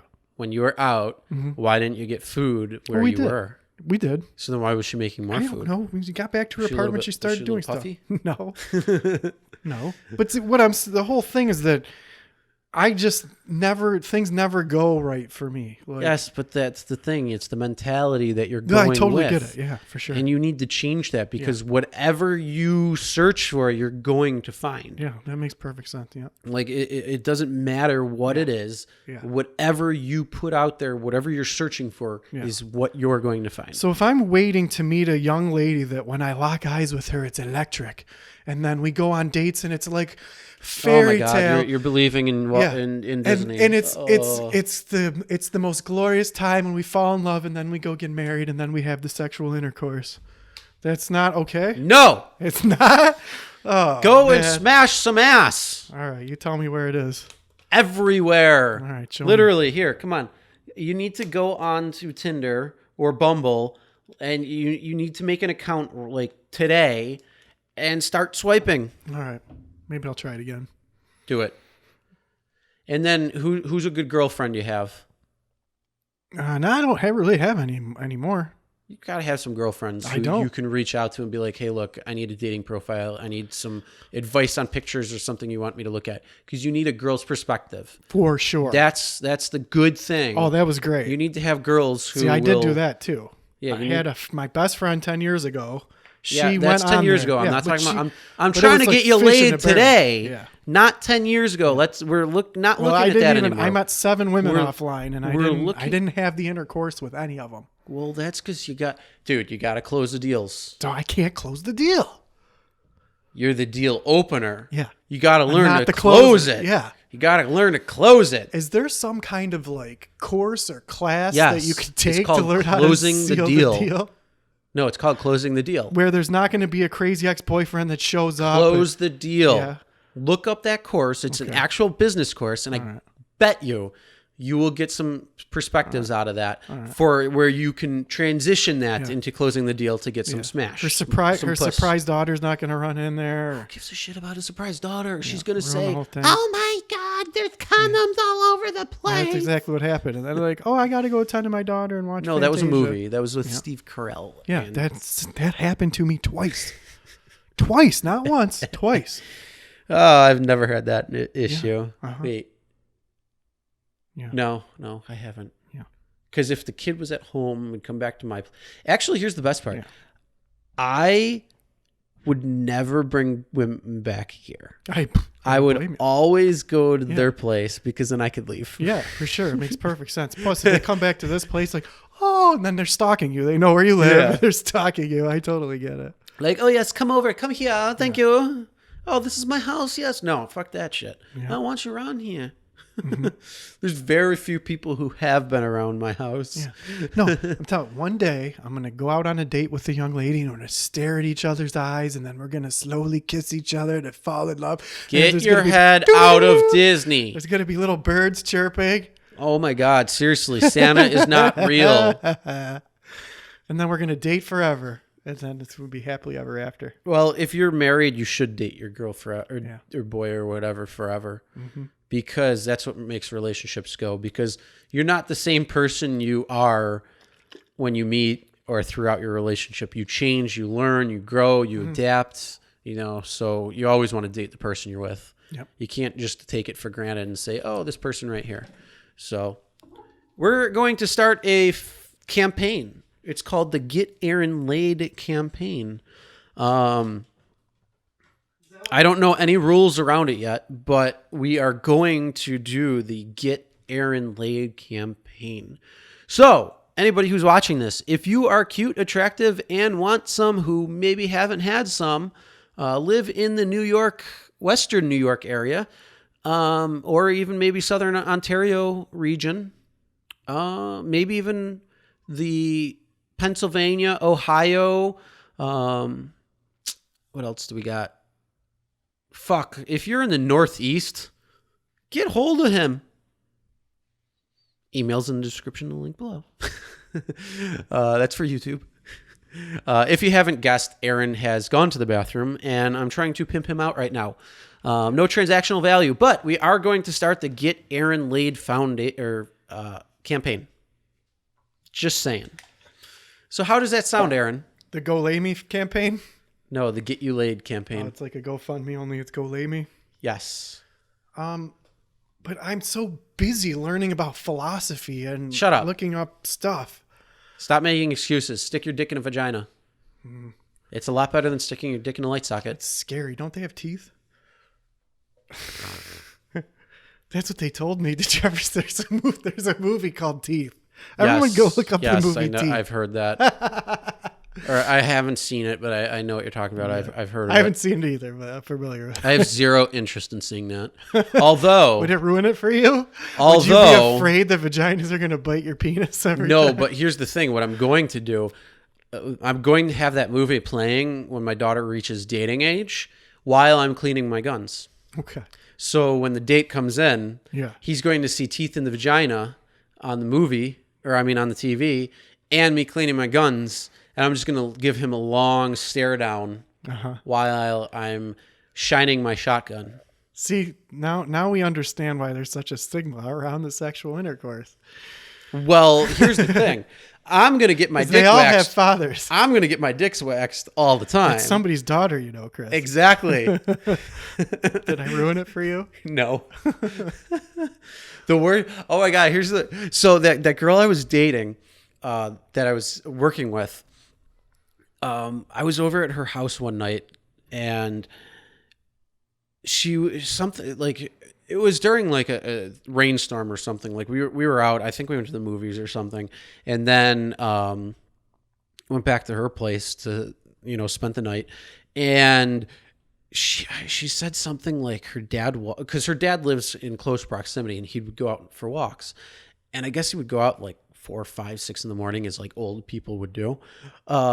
So she's like, yeah, he's probably gonna walk by, and I'm probably gonna get something later about like, there's a different car in your driveway. Like, well, too bad. Yeah, for sure. I don't remember the exact thing because it was a few years ago, but that was good times. But yes, I did have sex probably a couple of times that night and morning. Yeah. You need to as well. Well, I'll work on that. You need to. The Get Aaron Laid campaign starting now. Oh, how about that? All right. I met a young. And just so you know, this is being recorded on June 2nd. Yep. And you're probably going to hear this in a couple of weeks from this time, which, unless you are just discovering our podcast, maybe a few years from now. Yep. So hopefully at that point, Aaron will be already laid. Yeah. But it's June 2nd, 2019. Yeah. So, Aaron, we're getting you laid before next month. All right. 7/1. Well, that's a really, really quick amount of time to meet someone, fall in love, go get married, and then have sexual intercourse on our wedding night. That's not a lot of time. Oh my God! Shut up. Swipe right. Yeah. Talk. Meet. Fuck. Yeah. That's all it needs to be. Stop overthinking it. Stop So how making about- excuses. Even meeting women, like I look back, I'm like, oh, I'm so dumb. I rescued a young lady who was in the Niagara River. You rescued. Yes, I straight up rescued her. You need to tell me this story because I don't know this. She had this mini sailboat type thing where she was trying to sail her little sailboat like it. It wasn't a Before the falls sailboat. or after the falls? Definitely before the falls. She's not in the rapids. So where was it? Was this between the Peace Bridge to Grand Island or what? Grand Island is the exact place that we were. Okay. So What part of the island? so for those people who aren't familiar with the Western New York area, there is the Niagara River. Well, the Niagara River Yes. area. There's the Niagara River, and there is between the Niagara River and Canada, there is an island called Grand Island. Between The- New York Yes. and... So, okay, I'm a little bit better at talking. Yeah. Describe So, it. okay. So, if you look at a map and you look at Buffalo, New York, and you look at Fort Erie, which is Canada, they kind of come together. So this is at the tip, the ending tip of Lake Erie that comes together and forms the Niagara River. You go down a few miles down river, and then you come up to a split in the Niagara River, and the split creates an island called Grand Island, and it's like a few square miles. It's actually a pretty decent sized island, and then it joins back together, and you're pretty much at Niagara Falls, at the beginning of Niagara Falls. And Grand Island's main part. And then it starts getting in rough terrain, and you really need like special boats in order to navigate that water because it's getting choppy. It's getting close to the point of no boats. Yep, no and return. then once that happens, you're pretty much caught in the river's current, and you might go over the falls. Yes. Now, the whole Niagara River, when you're at the Peace Bridge, is at 26 miles per hour. So you're actually cranking pretty good. Like if you're trying to go the other way, not in the canal, because there is a canal right there that you can take, so you can actually go from the river to the thing. But this is at the point of where where Lake Erie empties into the Niagara River. So it's a very strong current. But then it kind of calms down. It's enjoyable. The current's not that strong. You can boat in there. You can drop your anchor, whatever. Enjoy. Have a good weekend out on the boat, just in this little river. But yeah, it's got a good current at the beginning of the river because the entire lake's literally emptying into it. And then once you hit this point of where Niagara Falls current starts taking, because the water, I mean, there's so much water that goes over the falls. As you can see, if you're watching, here is a picture of, Oh, that is the Niagara Falls. You know, I had never noticed that before. this is the American side of the falls for anybody who is looking at on YouTube or decides. And then in the very top corner where you can see like this little yellowish thing, that's going to be where the Horseshoe Falls is. So you can see this is a pretty decent sized fall with a lot of water that goes over it. I think it's like 70,000 gallons a second or something. Something like that. I don't remember. Last time I was at the falls was last year. So I got to figure that out because I don't remember. So this young lady had this sail-powered thing, and it wasn't a sailboat. She was sitting in the side of it, holding onto the side of the sail thing, and trying to catch the wind so that No, so it was a wakeboard. that- Or not it was a sail or kind of. We'll use that. you Just imagine a sail. She's sitting on the side of it, and I can't remember whether it was pedal powered too. no, but she was sitting. It's a in it. board that you literally like, and it's this brace, and you have a sail, Yeah. and you just basically catch the wind off the waves, and Yeah. I see that on Lake Erie all the time. People do that all the time. So she was sitting in this thing trying to catch the wind, and she somehow ran aground. She got her little rudder thing stuck and could not get her, I don't know what it was called, her little sailboat thingy off of this rock area. So I'm standing there watching her. She was probably about 20 or 30 feet offshore. There was a rock area, and then there's some water. So yeah, you said you were in Grand Island though. Well, I was on the Niagara River on the New York State side. Grand Island was across the river. Okay, So so I was on still. you're in I'm not on Grand Tonawanda. Island. Yes. You're in okay, so Yes. just to put more reference, Tonawanda, Grand Island is technically a city, its own area, Yeah. and then like another village, suburb, city is called Tonawanda. So where I said that the Niagara River splits into two, on one side of the Niagara or on Grand Island is Canada, on the other side is the rest of New York, Which is where I essentially. was. Grand Island is part of New York, It so but it's just on the other side of that portion of the Yes. river, which is actually a really nice part of the river a because nice you can go area. swimming in there, blah blah blah. But yeah, so you were at the park. I'm assuming Niawanda Park. Yep. That's the right area. So she had run aground in this rocky area there that Is that near the boat launch, or is that, or It were you was- guys further down towards was- the Erie Canal? I was farther. I don't know what the name of the park was. I wasn't at Niawanda. I was further down. Towards the bridge? Yeah. Okay, so you're at, I can't remember. I can't remember the name of the park, Yeah, but I know what you're either talking way, about. yeah. So this young lady is stuck on these rocks, and I watched her struggle for about 20 minutes before I'm like, I got to get out there and help her. So I climbed out on these rocks. I help her get her little boat thing all the way. It took us a good half hour, maybe even 45 minutes to get her little boat to the boat launch, because it was right next to a boat launch. We finally get her off of the rocks, get her old boat. She backs up her truck, puts her little boat on the thing. And I was just like, okay, bye. I didn't even think to like give this woman any kind of, she was my age. She was attractive. I didn't even think. And I missed so many opportunities that I could have just been like, hey, here's my number. You like sailing? You can't say that because Well, right. one, it's in the past. It's already Sure. happened. Well, there's nothing I can do now. So But looking back, yeah, you stop looking back. Yeah. Start looking forward. I like your attitude. Live in the present. Live in the moment and look forward. But this has been my problem. The past's putting your experiences together. It's not shaping. I mean, and it shapes you who you are. But you got to change. You have to shift your perspective. Yeah. I mean, you've shifted your perspective on so many other things. Why not about this? Yeah. We've had a number of conversations about this, Yeah. and I'm glad we kind of brought it up because I'm getting even more of a perspective now. sure. But yeah, I Well, mean, either I stifle myself or something else ruins the situation and it never happened. okay, I pop up on your left side. I'm the little angel. Uh-huh. Dude, shift your perspective. You're good, man. Do it. Speaking now I'm of the which- devil. Yeah. Dude, just go fucking Yeah. get some pussy. Yeah. So here's the whole thing. Well, see, why do you associate pussy with the devil? See, there's that negative connotation again where No. everything's bad and it's not Well, good. because You're not helping my okay, cause. Fine. Here, then the angel's like, yeah, get some pussy, Yeah, dude. it's You're good for too you. long. Yeah, for sure. Well, here's Or it's been too long. We want to Well, get when- some too. when you good talk job, ab- angel. we'll pivot. We'll pivot here. Pivot topic, but it's along the I same thing. like your sex talk. It's about perspective. When was the last time you've tried getting laid? When I actually tried? Yeah, Um, attempted.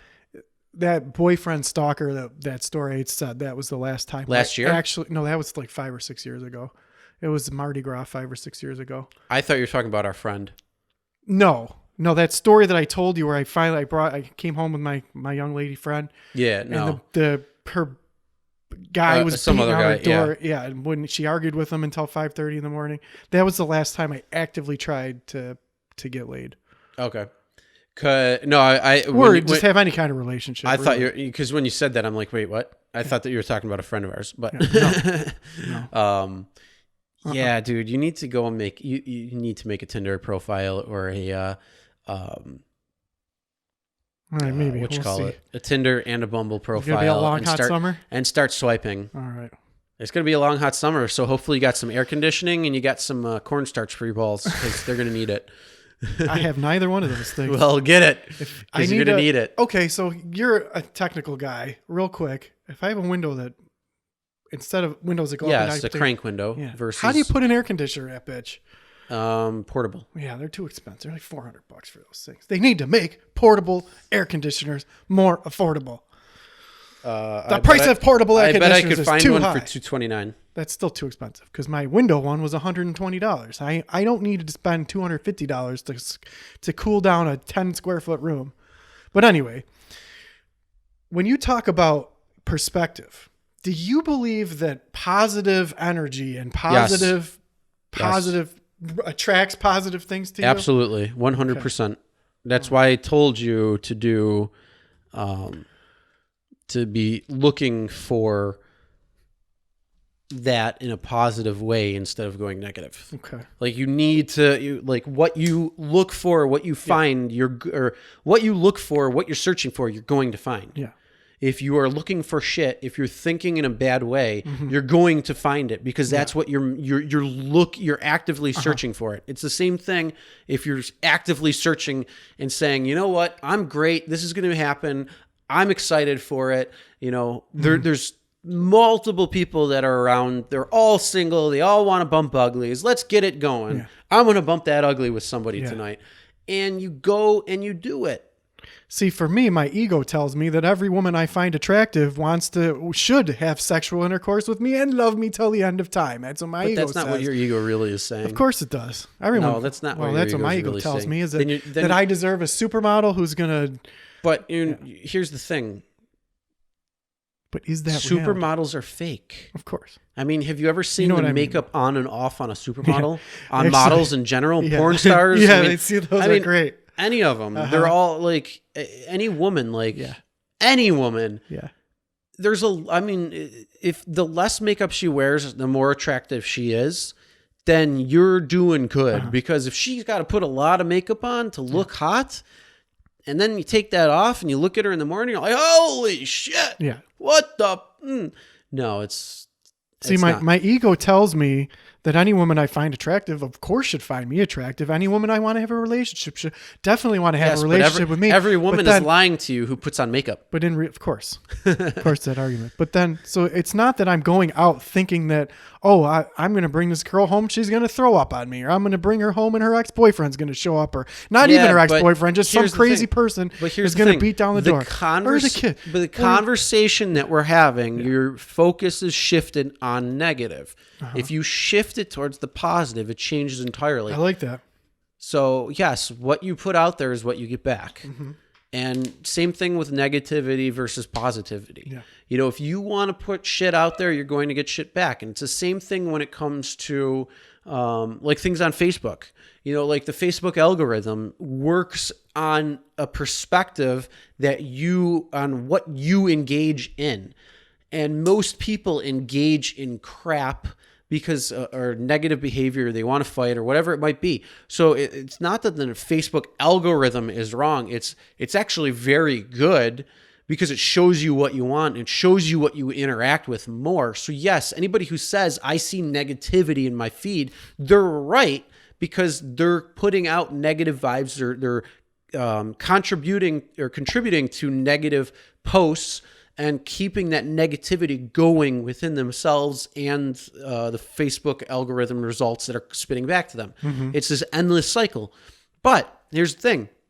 If you shift it and you start commenting on positivity things, or if you start liking positive things, or if you start putting positive comments and things and interacting with positivity and that, you know, your Facebook feed will change to all positivity and it'll show you what you want. So like for me, my Facebook feed shows me a lot of traveling because that's what I enjoy doing. So I see all of this stuff when it comes to travel. So I scroll and scroll and scroll and see all this good, fun stuff that I like. And then, you know, you might start seeing like a political post or some bullshit post or some negative post, but they're few and far in between when it comes to it. And I don't even bother with Twitter. I don't even bother, like, I don't even look at Instagram anymore just because I just don't. I actually don't even really pay attention to Facebook much anymore because I'm doing other shit. You know, I'm busy. I'm going from one thing to the next.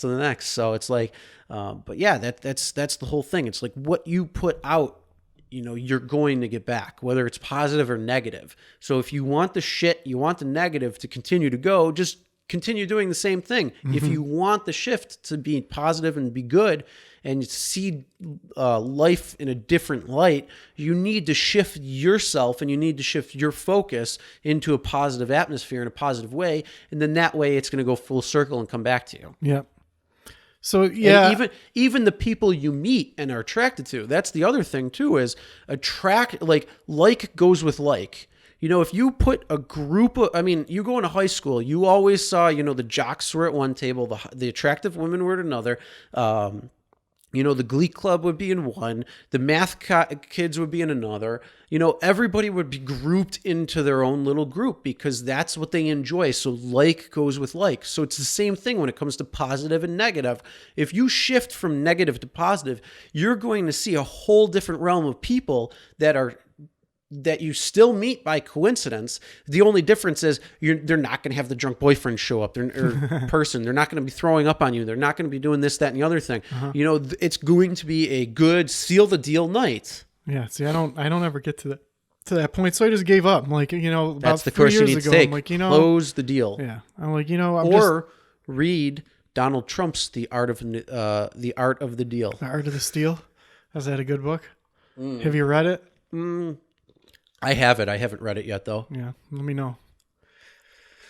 Yeah, I mean, so I wasn't going out thinking, oh, this night's going to be a disaster. This isn't going to happen my way. But the thing just is, something always happens. That's the thing. But the way you talk about it and the way you continue to talk about it, oh yeah, for sure. You're making that, you're propagating that basically in I'm your just mind. telling you my experiences. Yeah, and that's reality. Okay, that might be reality, but the thing is, you're talking about it as not only as a past experience, but that's what you'd expect every single time. Yeah. You have to shift it. But of course, I'm going out there. But that's the thing. You say that's not, but the way you're speaking says it differently. Yeah.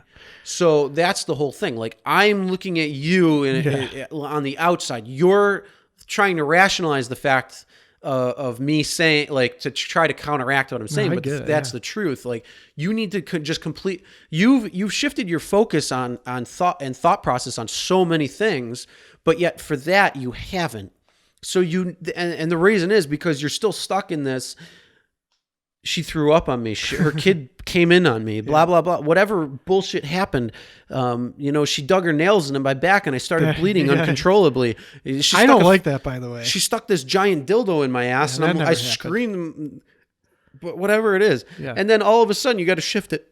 Oh, excuse me, all the way to like a full 180 and just be like, all right, I'm going out, I'm having fun, I'm going to meet some good people. And you don't even need to worry about like just getting laid. I mean, you just need to go out and meet some people and be like, I'm good, I'm happy, I'm having fun. That's part of the other reason why I just gave up on the whole dating scene is because the times that I did seal the deal, they weren't even really that enjoyable for me. And I'm like, you know what? You put so much pressure on getting laid and doing all this stuff, you get... whatever. Well, and I got my back scratched, which I don't enjoy. I mean, I was happy to be there. That's the whole other thing. But it wasn't enjoyable. I'm like, all this for that. All right, here's the other thing too. I'm going to give you a great way to go. Don't go out trying to get laid. Yeah.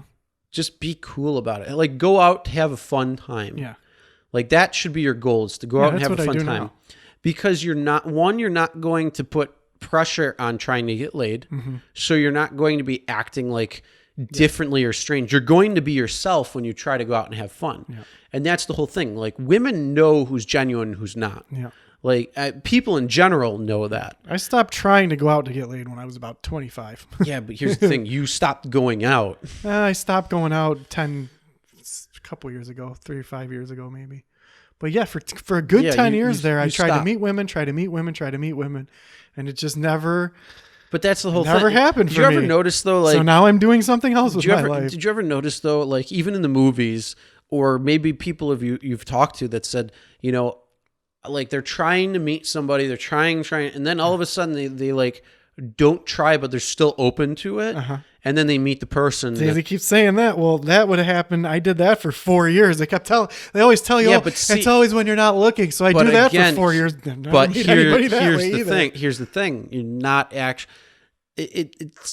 you're because there's a block somewhere and you need to get past that blockage. Once you get past that blockage and work it out, then everything can flow. Yeah. And yeah, I know that sounded really bad, but no, it didn't. No, I mean, like, it was going towards like a bathroom pun. Yeah. But no, that's essentially what it is. Like, somewhere you're blocked, and you need to figure out what that issue is, because that's what's preventing you from being able to one, let go of things in the past. Yeah. Don't tell me you haven't, because you have. Oh no, of course. And that's where I am right now, is working on all of this stuff. Yeah, letting go of things from the past, especially when it comes to meeting people. Yeah. But you also need to work on yourself first. Yeah, that's exactly what I'm doing. I did say that at the beginning, though. Like, for finding a relationship, yes, that's one thing. Yeah. But we're not finding a relationship for you. We're trying to get you laid. There's a different thing there. And you want to hear a funny story? Last night, I was out driving, and I picked up these two guys on a hurdle. Wait, was it hurdle? It was like in the hurdle area. For people who aren't listeners, hold on, Chris wasn't out trolling for dudes. He is a real rideshare drive person. So there's a shirt that says "Real Rideshare Story." Driving for Uber or Lyft. Yeah. I don't remember what it was. Was. Cruising for dudes, right? But no, well, I picked up these guys. They were on hurdle.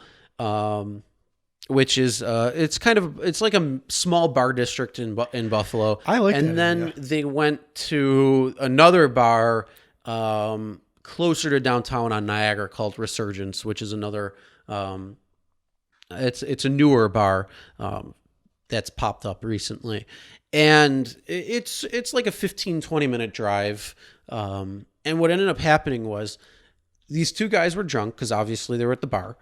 And this one guy, all he wanted to do was try to get laid and get his friend laid. And he was getting upset at his other friend who was in the car saying, bro, why aren't you trying to get laid? Like, why are you like trying to be like this way? And he's like, dude, I have other things on my head, like on my mind. Like there's this person at work, something's going on. Like he's so they're on two separate wavelengths entirely. Like this guy's focused on something that's actually happening in life. And this dude's just trying to get some like fucking pussy. Yeah.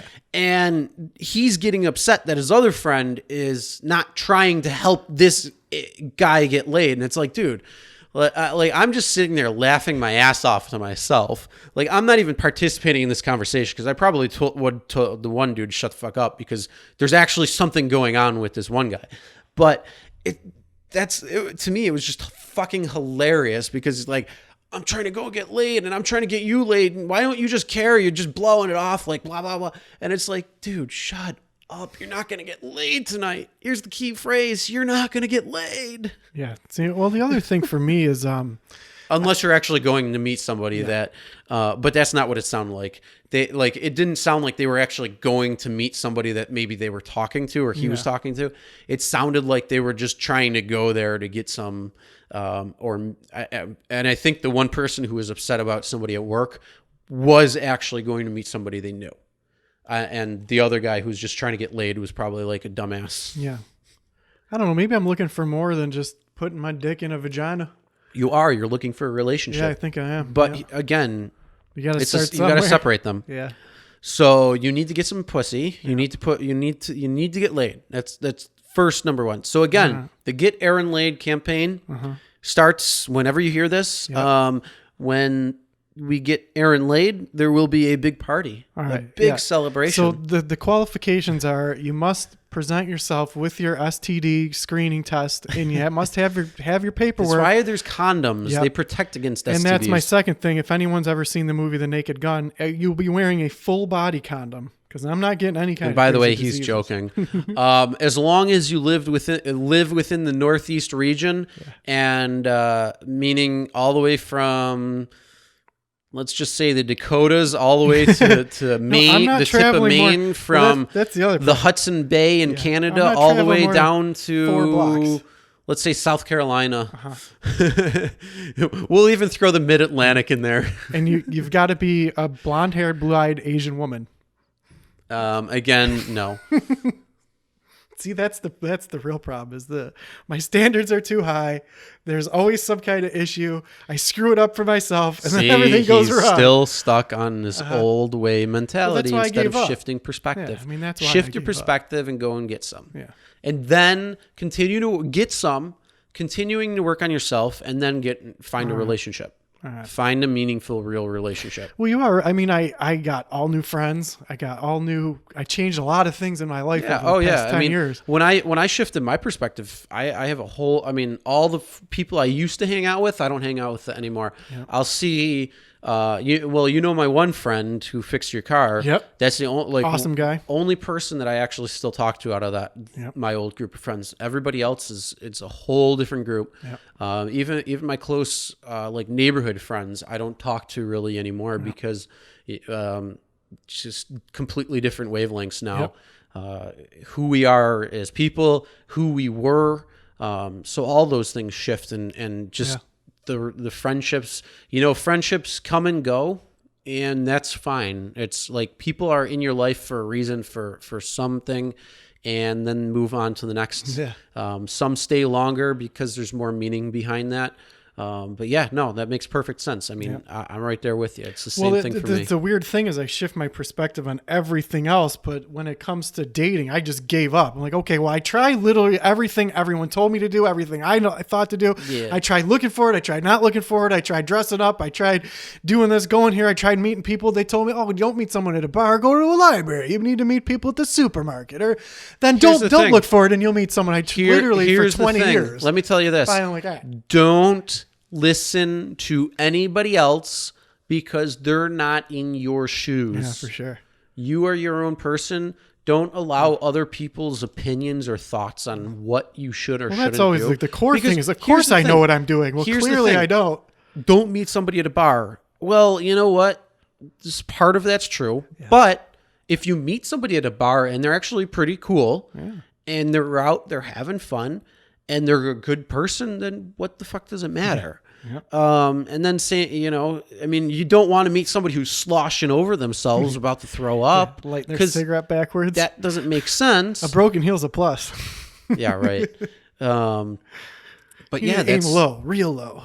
no. I mean, well, that's a sure thing, but Well, maybe I That's should. not Maybe I really- should be clear. It's not that no women want to have sexual intercourse with me. There have been women who want to have sexual intercourse with me. The other problem is I wasn't attracted to them. So am I supposed to have Yeah, but sexual here's the intercourse thing. with someone I'm not hold on. attracted to? No. Here's the thing: were you not physically attracted Yes. to them, or did you not want to date them? Physically attracted to them. Because that's the question I would ask. Because if you weren't physically attracted to them, you can shut the lights off and imagine whoever the fuck you want. Guess so. Or you can just, or if you don't, that's fine. Like, yes, if you're not physically attracted to the person, you're not going to be able to, it's going to be hard to have sex with them. Reality. Yeah. And, on the flip side, if you did find them attractive, but you didn't find like them as a relationship possibility, at that point, it can transition into you thinking that they're not attractive, because you could say, well, they're physically attractive until they open their mouth, and then the attractiveness goes away. No, because that's something that can happen too. The one that's the whoever that guy was that came and was screaming and yelling at her and banging on her door and calling. I had no intention of dating her whatsoever. Just But thought you she wanted was just hot. to smush. Yep. Thought she was hot. Saw an opportunity. Went home with her. Opportunity got ruined. Hold on. Let me look up the actual thing. I believe it's called Close the Deal. Yeah. Which I'm kind of surprised because you're Because of my would I say profession. class or workshop? Yes, because of your profession. I'm really surprised that you can't use that. So for those of you at home You- who are listening, I am a professional male prostitute. No, you're not. And that's what's hilarious, that I can't have the intercourse outside of work. See, when I'm a male prostitute, it's my job. So I just get the money and I do what I have to do because it's my job. Yeah, that's not. But, I leave my work at work. So when I come home from my work, from my professional male prostitute job, I can't just have the intercourse. That's what the problem is. What if you really were a male prostitute that could get in a relationship? Oh, here we go. Close the Deal seminar. Oh, you can look up stuff on YouTube. Yeah. You don't even need to. Close deals faster. Sales training seminars from Asher. What if Asher I just want someone to Strategies. hold me and tell Grant me everything's going to Cardone. be okay? Secrets to closing the sale. Don Cooper. The physics of closing the sale. Joe Verde. What about the game? Did you look up the game? What game? The Game. With the movie? Nope. That's a good movie, though. That's a fantastic movie. And Aaron has this bladder the size of an acorn apparently today, which I've gone through like one full water and a quarter plus what I normally drink before that. And I don't know if he's drinking just like 3/4 of his water, but yeah. What was I saying? Oh yeah, The Game. Great movie. It's with Sean Penn and oh my God, I can't even think of who the other guy is. Oh my God.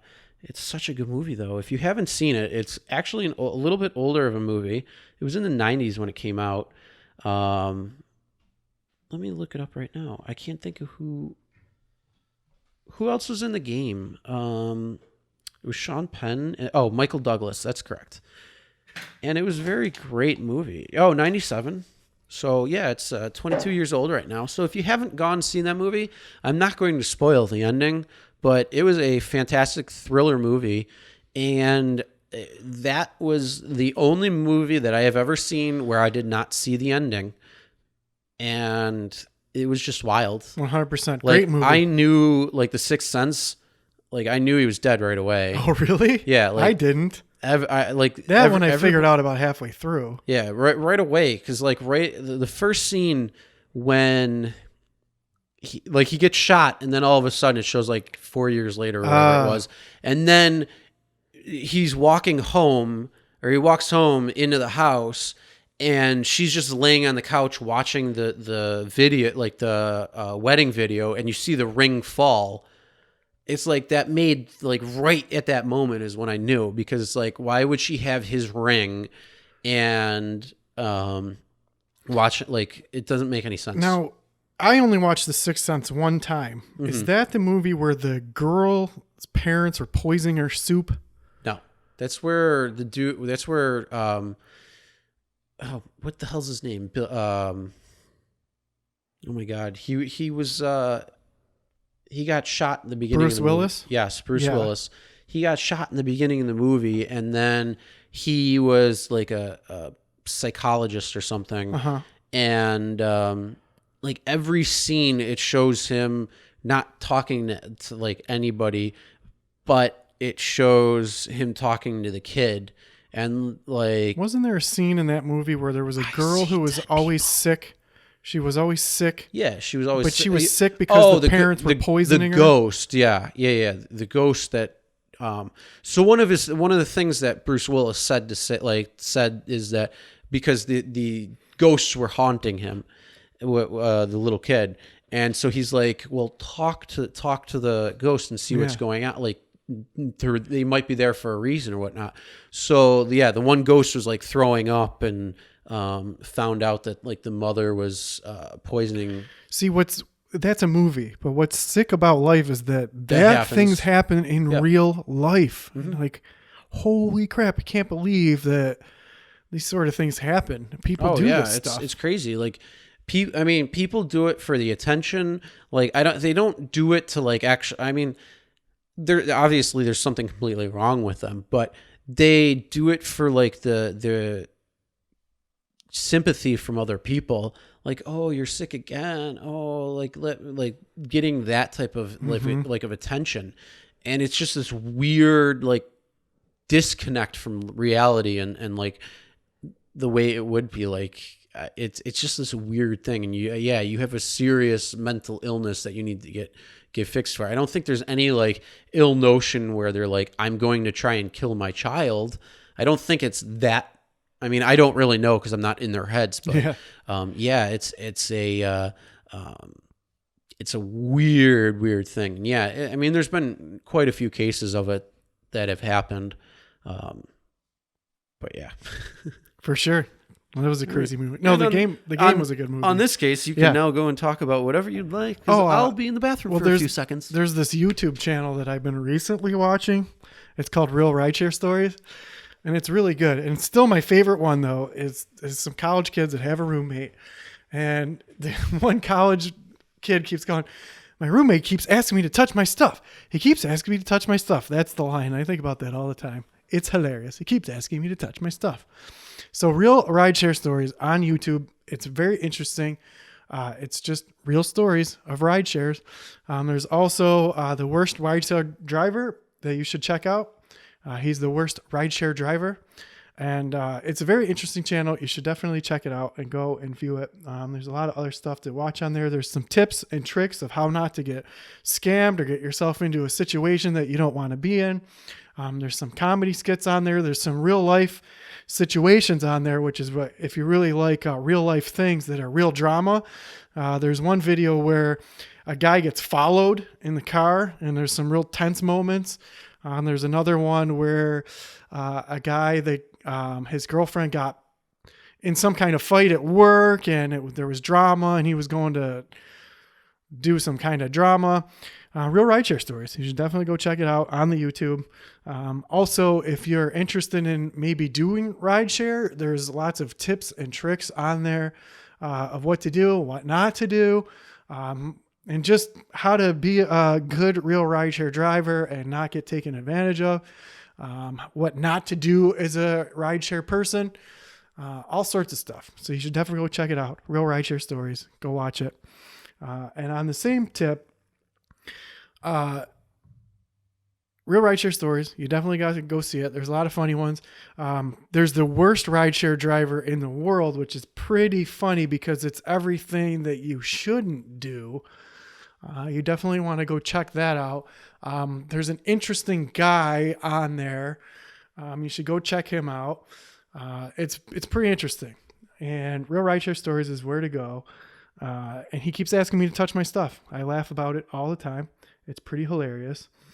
Now, also, when we're talking about the issue of get Aaron laid, well, first of all, people, it's strange to me in society that we put such an emphasis and so much drama about sex, about the sexual intercourse. Actually, someone I heard described it as like breathing.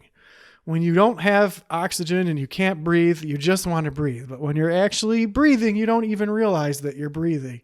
And I think that can go along with sex. If you're getting laid consistently, it's just something that you do. You get laid, you have a good time, it feels good, you feel whatever you're getting out of it. But when you're not getting laid, then it becomes like oxygen, where you just feel this desperation to go get it. Well, I'm over that point. I just don't care.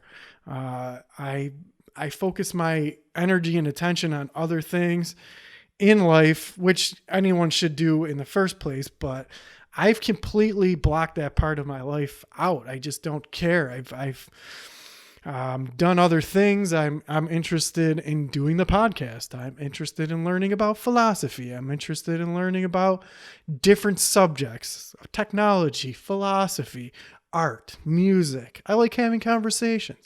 And it's not something that my brain is focusing on any longer, which is interesting because being a male, human male, your brain literally thinks about sexual intercourse about every 10 seconds from the time you're a young man until probably right now in my 40s. And it never really goes away.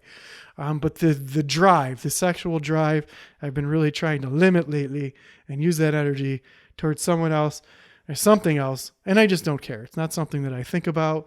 And I'm trying to focus my energy on other things. So for about 20 years of my life, and I know a lot of people are in the situation where they're looking for someone to be in a relationship with because they think that it's going to complete them. They think that it's the missing piece of them, or it's the yin to their yang. It's the part that they're missing. In a lot of ways, that is true. We have biological needs. We have mental needs that do need to be fulfilled. But if you're not getting those fulfilled immediately from a significant other, you have to do what I'm doing and use that energy to find that fulfillment in something else, which is what I'm doing recently. Now, again, there's no replacement for that, but that's what I'm doing. I'm finding a different substitute because I'm not getting my needs met. So, what about sex or what? Yeah. Well, what my point was that biologically we have needs for sexual intercourse. We also do need love. That is a biological need. That's higher up on the hierarchy of needs. Sure. So you need the basic needs met first. Yeah. And then you need the next level of needs. And then by that point, you can finally get to the relationshipal needs. Yeah. So just like oxygen or protein, if you're not getting those needs met, you have to find a substitute. And that's where I am now. I'm trying to put my energies into other things in life, focusing on other things. So that's what I'm doing. That's all I have to say about that. Life is like a box of chocolates. Yeah. You never know what you're going to get. But if I read the back, I see what I'm getting. Vaginas are like a box of chocolates. No, I try them all, but vaginas are like Stargate. Yeah, if you enter the right one, you get into another dimension. I'll try that again. Vaginas are like a box of chocolates. I try them all, but I only eat the ones I really like. Mm, How about that? that works too. All right. Because that's all. Did you said another dimension? Yeah. That is true. So you want to know something funny? My time hop earlier popped up, and it was when we played cards. We played cards. Hold on, I got to open it up. I think it was last year or 2 years ago. It was a long, long time ago. On this it was day. last year. I think it was 2 years ago. Really? I think I'm Hold only on, it's popping up. a long, long time ago. Speaking of which, we haven't played cards in a long time. I know it's been way too long. There's this game called It Cards was- Against Humanity. It might be the best game that's ever been invented. It was 1 year ago, and we took a picture. What's that smell? That's funny. Oh boy! Oh boy! Oh boy! It might be the best game ever invented. Yes, it absolutely is. All right, so the nature of reality. You believe that if I put out positive things will come back at me? Yes. Okay. 100%. I don't know if I believe that or not. Try it. I tried positive. Now, for sure, if you have a positive outlook in life and you're a positive person, I think that the people that you want around you change. How about this? Instead of you trying to psychoanalyze it, and why don't you just try it?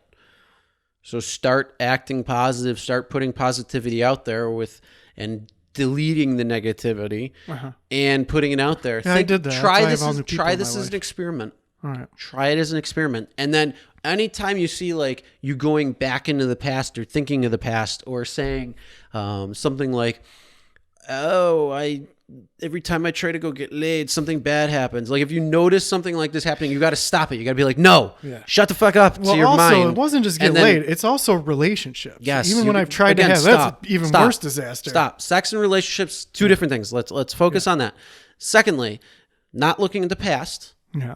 So like get that out of your mind. If you ever see your mind going back to the past, you need to be like, no, stop. Okay. And then transition yourself into a new mindset of what you want, where you want to go, what you want to accomplish, and put it out there that way in the positive way, in the positive light, and then you'll start seeing things change. Yeah. You just got to stick to it.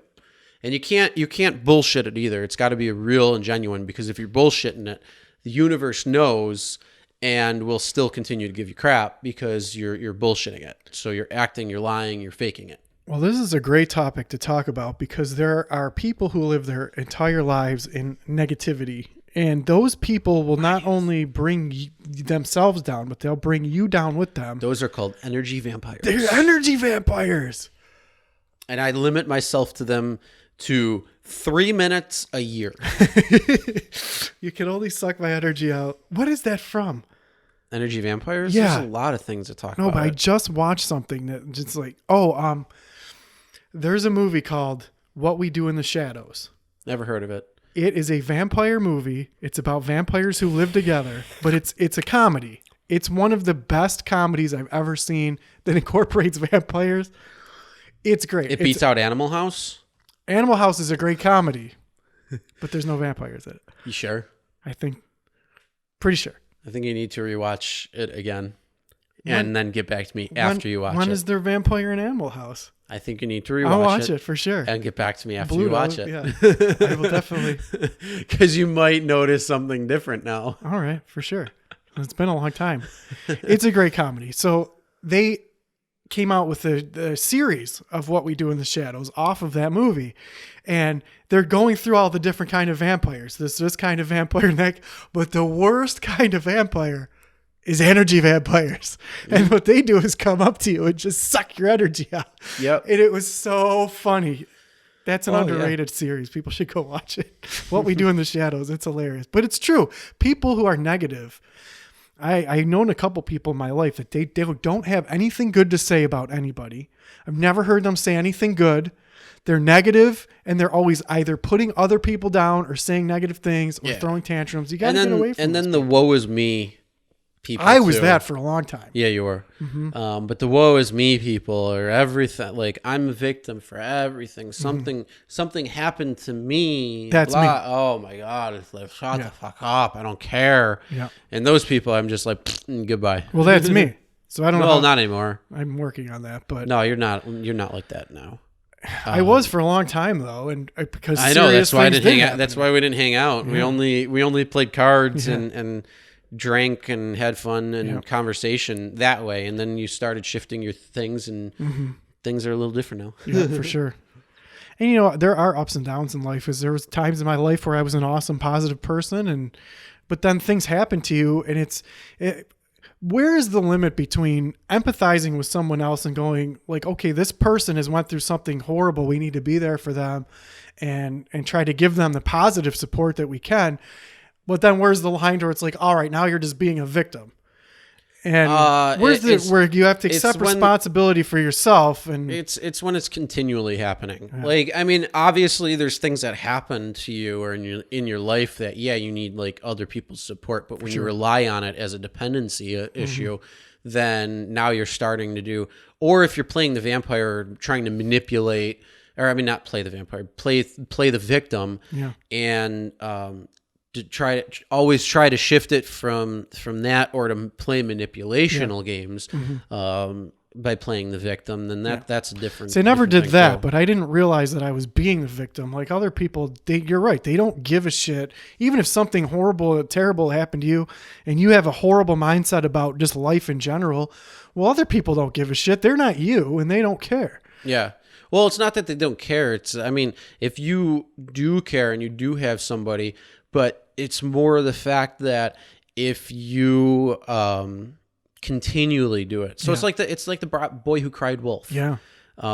It's in that aspect. So if you continue to do that, continue, you know, when there's a real issue, everybody's just gonna be like, fuck it, I don't care anymore. Yeah. But for the person who's strong, for the person who's good, for whoever, and true to themselves, you know, if there's something that's a problem, or them finding themselves in a weird situation and they go out, then they're not playing the victim out there. They're trying to get true support for whatever they're going through. Yeah. And again, it's the person that's doing it continually for the attention or for manipulative purposes, or you know, just playing that way. Yeah. See, I never did that. Those are major issues. I was at such a downward spiral in my life that I think, and you project that on other people. Yeah. So eventually it gets old. They're like, all right, dude. And again, you just proved the point of saying negative goes to negative. Well, positive can shift to full positive. Yeah. And that's exactly what it is. It's a mind shift. And here's the thing. So I was that too. I was very cynical. I was very like negative for a while. And then I said, you know, I said to myself, I'm like, what's the point? Like, there's no point for that. Like, really? You have a short life, and you could go one of two ways. You could be negative and be a thorn in people's sides, or you can be positive and be a positive influence and help change other people and help grow other people and grow yourself, and continue to do that and take inner perspective and try to work on being your best self. And so since I started doing that, like it's a process. And then all of a sudden, like as you're going through the process, you know, it's this moment at like after you break through it, when you finally realize it, and it's like this light switches, but you're beyond that frame already. So like it's like the easiest thing I could think of to kind of compare this to is think of like a balloon that's full. You're inside this little balloon, but you're trying to break out of it. And the way the rubber is, it'll flex and continue to go. So you'll keep going and going, and you'll actually break through the balloon, but you won't realize that you're through the balloon until until you continue going, and then you look back and you're like, there's no balloon anymore.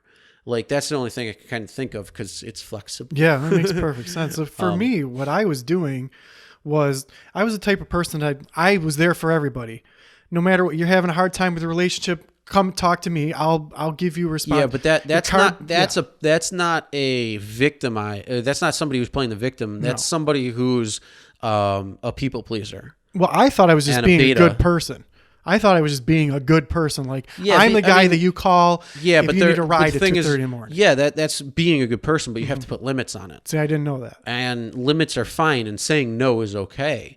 And that's the thing that you need to realize, and that's Yeah. the thing that's being like a beta and also a people pleaser. Yeah. Is that people like you say a problem, or I'm sorry, somebody says that they have a problem, and you are there trying to be there to fix it or to make it better or to please No, them. just be there for people. That's all. And yeah, I mean, No matter what it was, like I would be like, you need help moving, I'll help you move. Your car broke down, I'm the guy you call, I'll come and bail you out.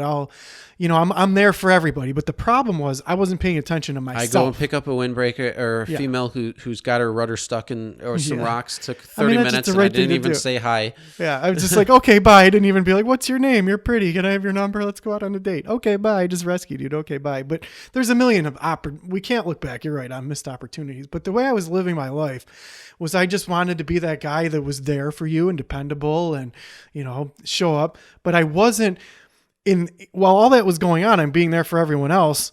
I had a lot of my own problems that I weren't paying attention to at all. And I was playing the victim a lot of times because I also wasn't getting any of my own needs met at all. Yeah, so you're doing double edge. Yeah, Or for sure. double time. Yep. But yeah, I mean, I think everybody kind of has this perspective shift, and some people who are open to that change will change, and then people who shut it down will continue on their cycle of life, and then all of a sudden they get to this point in life where they're retiring or a midlife crisis and look back at their life and have to make drastic changes because they realize that their life there's more yesterdays than there were tomorrows. Well, that's what's really scary to me because of my job. And also just in life, I talk to a lot more people than the average person. I realized this the other day, is that if you are a person that you got a job, maybe you fix cars or something, just as an example, you're going to interact with some people, but you're not going to talk to the amount of people that Yeah, I've but here's talked the to. thing. You can't say that because there's retail, which deal with Yeah. many, many people Pick per something day. where you're limited There's of your exposure. Like, yeah, but but the thing is, you can't do that because if you're saying the realm of jobs, you can only interact with so many people per day. yeah. But if you go to somebody who works in a restaurant, if Yeah. you like a server or Yeah, a bartender, see, there's a if person. if you A go bartender to especially. a movie ticket, somebody who gets gives you your ticket, or you give them their ticket when you get inside the theater, or people who any of the retail, you could see hundreds upon Yeah, hundreds you get a of lot of people per day. They're interacting with people much more than you are. Oh, for sure. Same thing with me when I go out Uber and Lyft. I interact. There's a lot of interactions that I have on a shiftly basis. Per ride, it could be up to four people Yeah. per ride. So, you could come in contact with 100 or so people a night, depending on how long and how many rides you have.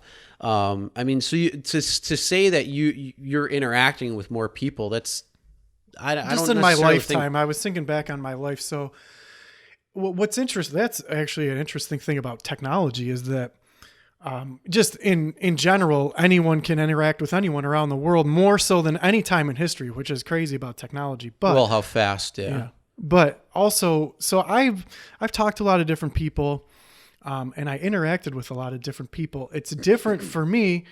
So what's scary about it is that I've talked to people who thought that they were making the right choices in life, but didn't prepare for retirement or old age or any. And that's what scares me the most about life is I don't want to be old and just in the most desperate circumstances where, you might be getting evicted from the place that you live because you don't have enough money to pay your rent.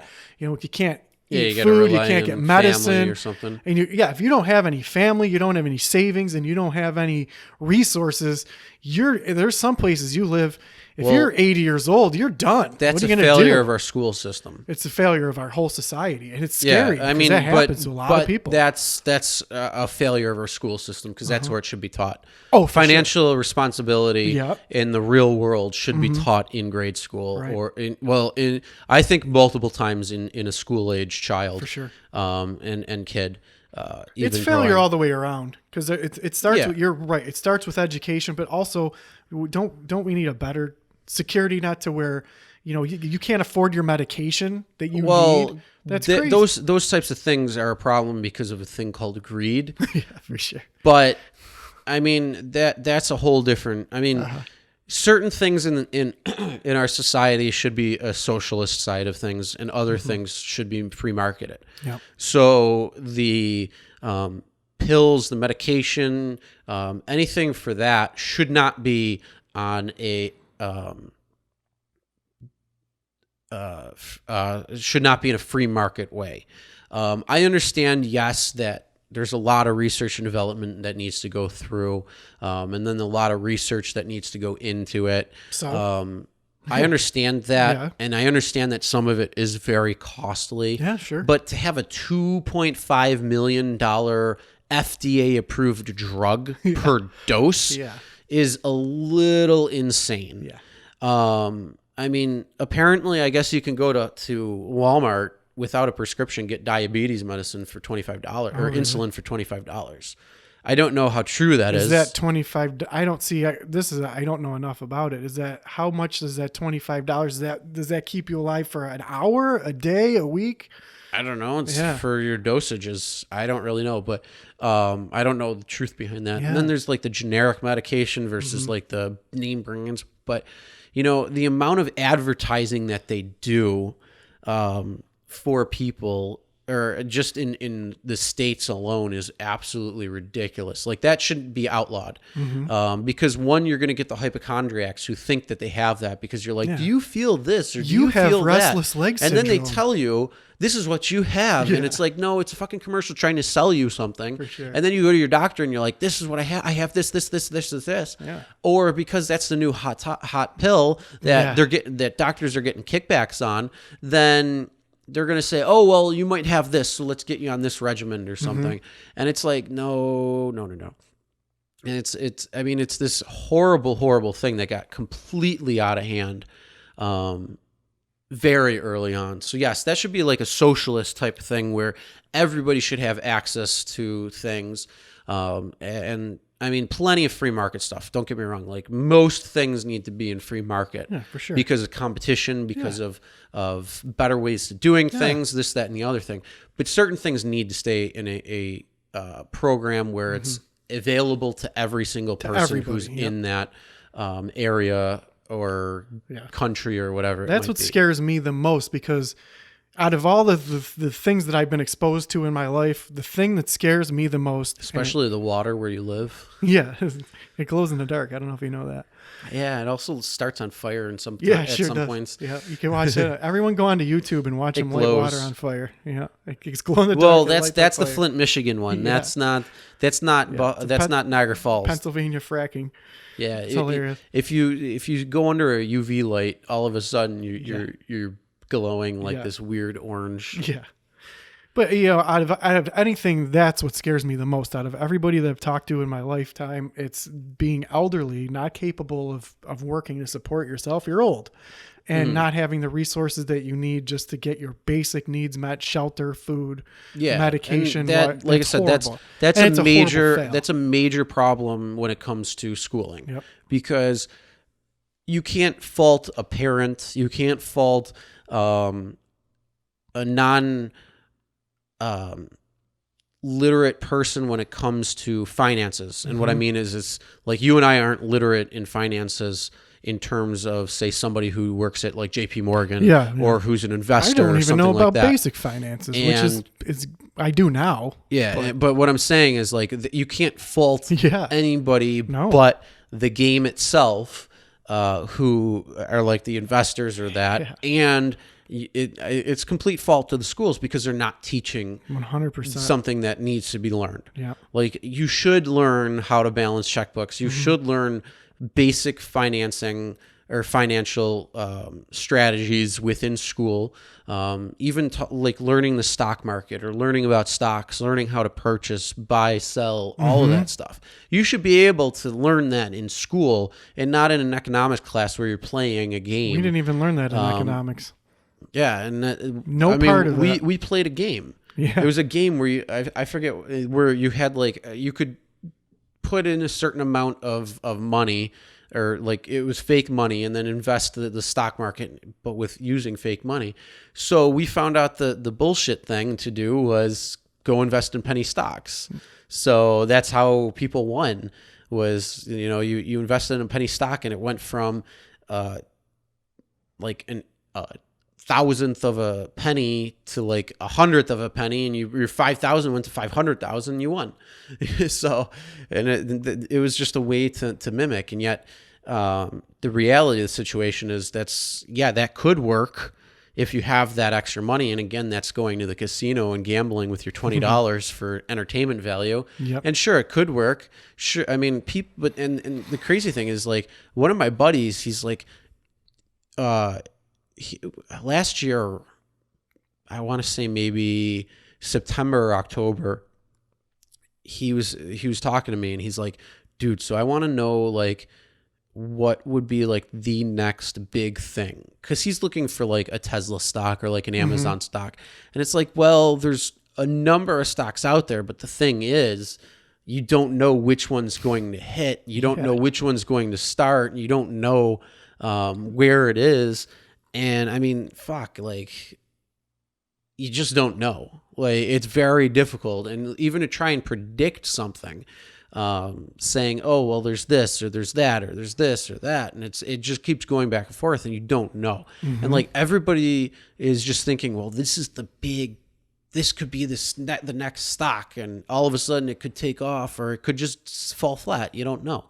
And it's a gamble again. And if you want to do like real investment, then, you're going to be holding, you might be doing some day trading, but again, if you're not sitting in front of the computer, understanding understanding the game, understanding how it works, understanding the bulls and the bears and everything behind it. I have no idea what that is. Well, it's just the type of market that it is, Yeah. A bull market or a bear market, and it's just the growth or loss of things. I mean, there's more to it, but yeah, I mean, like, you just don't for most people, they just don't know, or they don't have the time or the ability to. So what they do is they put their money into like either like a 401k, or have somebody invest the money for them who's sitting there and doing it. And again, they're more educated because they're able to think in the movie The Matrix, when Neo with the one guy at the middle of the night who's like sitting there looking at the code, and he's like, I don't even see the code anymore. I just see blonde, brunette, redhead. That's how it is. Like, we're Neo. We look at the code and we see the code. We don't understand it. But to somebody who's seen it and understands it, he doesn't even see the code anymore. He sees blonde, brunette, redhead. Yeah. And that's the same thing when it comes to financial, any type of financial thing. And that's so why we need to learn that type of stuff in school. For and sure. Especially like if you're going to be an independent contractor or anything like that, you need to understand that you're not paying your taxes the same way that a W-2 employee pays their taxes, where you got to save like 30% of your pay. Like if you get $5,000 a month, that's great. That's cool. But you're not actually that's gross pay. That's not net pay. You still got to take out your taxes. You got to put away 30% of that. So 30% can take from $5,000 down $1,275 or whatever 30% is. I don't even know. That's not right, but it's around there. But yeah, it's like right there, and then all of a sudden you're in the $3,500 range now that your more gross pay is coming to. So it's like if you step from the W-2 world into the 1099 world, and you don't understand that, you can really fuck yourself the first couple of years unless you like understand that. Yeah. And again, not many people know or understand it, or have the ability to know or understand that, because they don't make the money that can hire somebody to tell them about what tax law actually is. Or if I got $5,000, it's hard for me to take 30%. There's like $1,500 or something. It's hard for me to take that $1,500 and hold on to it, right? So I can't just hold it. Yeah, because you see this chunk of change that's growing and growing and growing, and you're like, ooh, Yeah. Oh, I want to go to the casino and get that pleasure. And it's really planning for the future, right? We're not. yeah, We're it's not. 1,500. Yeah. So yeah, 35. I was right. Yeah. Well, I was right about that because I said 1275, but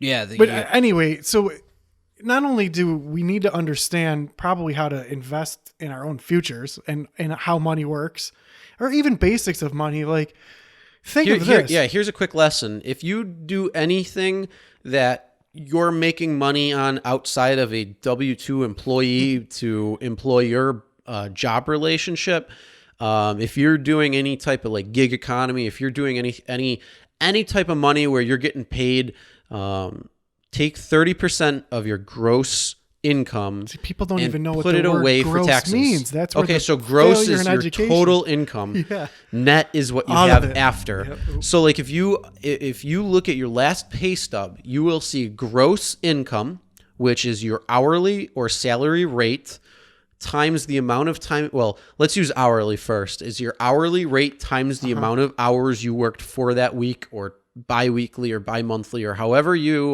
get paid. But for the time period that you were getting paid for, or your salary base, which is your chunk of change that you're getting, you'll see net, or you'll see gross pay. Then you'll see your state taxes or your federal taxes or your Medicare or child support or health insurance or 401k or whatever other option you have that comes out during taxes or pre-taxes or with taxes. And then you'll see what your check is actually for, which is called your net pay.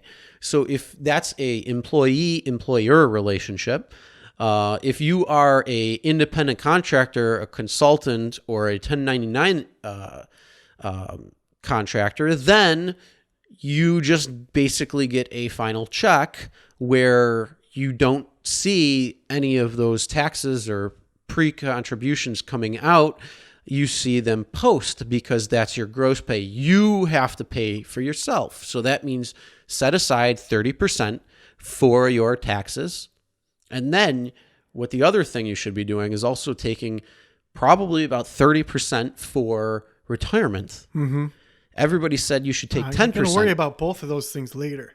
Yeah, and that's the thing. Mm-hmm. The longer you wait, the more the worse it's going to get.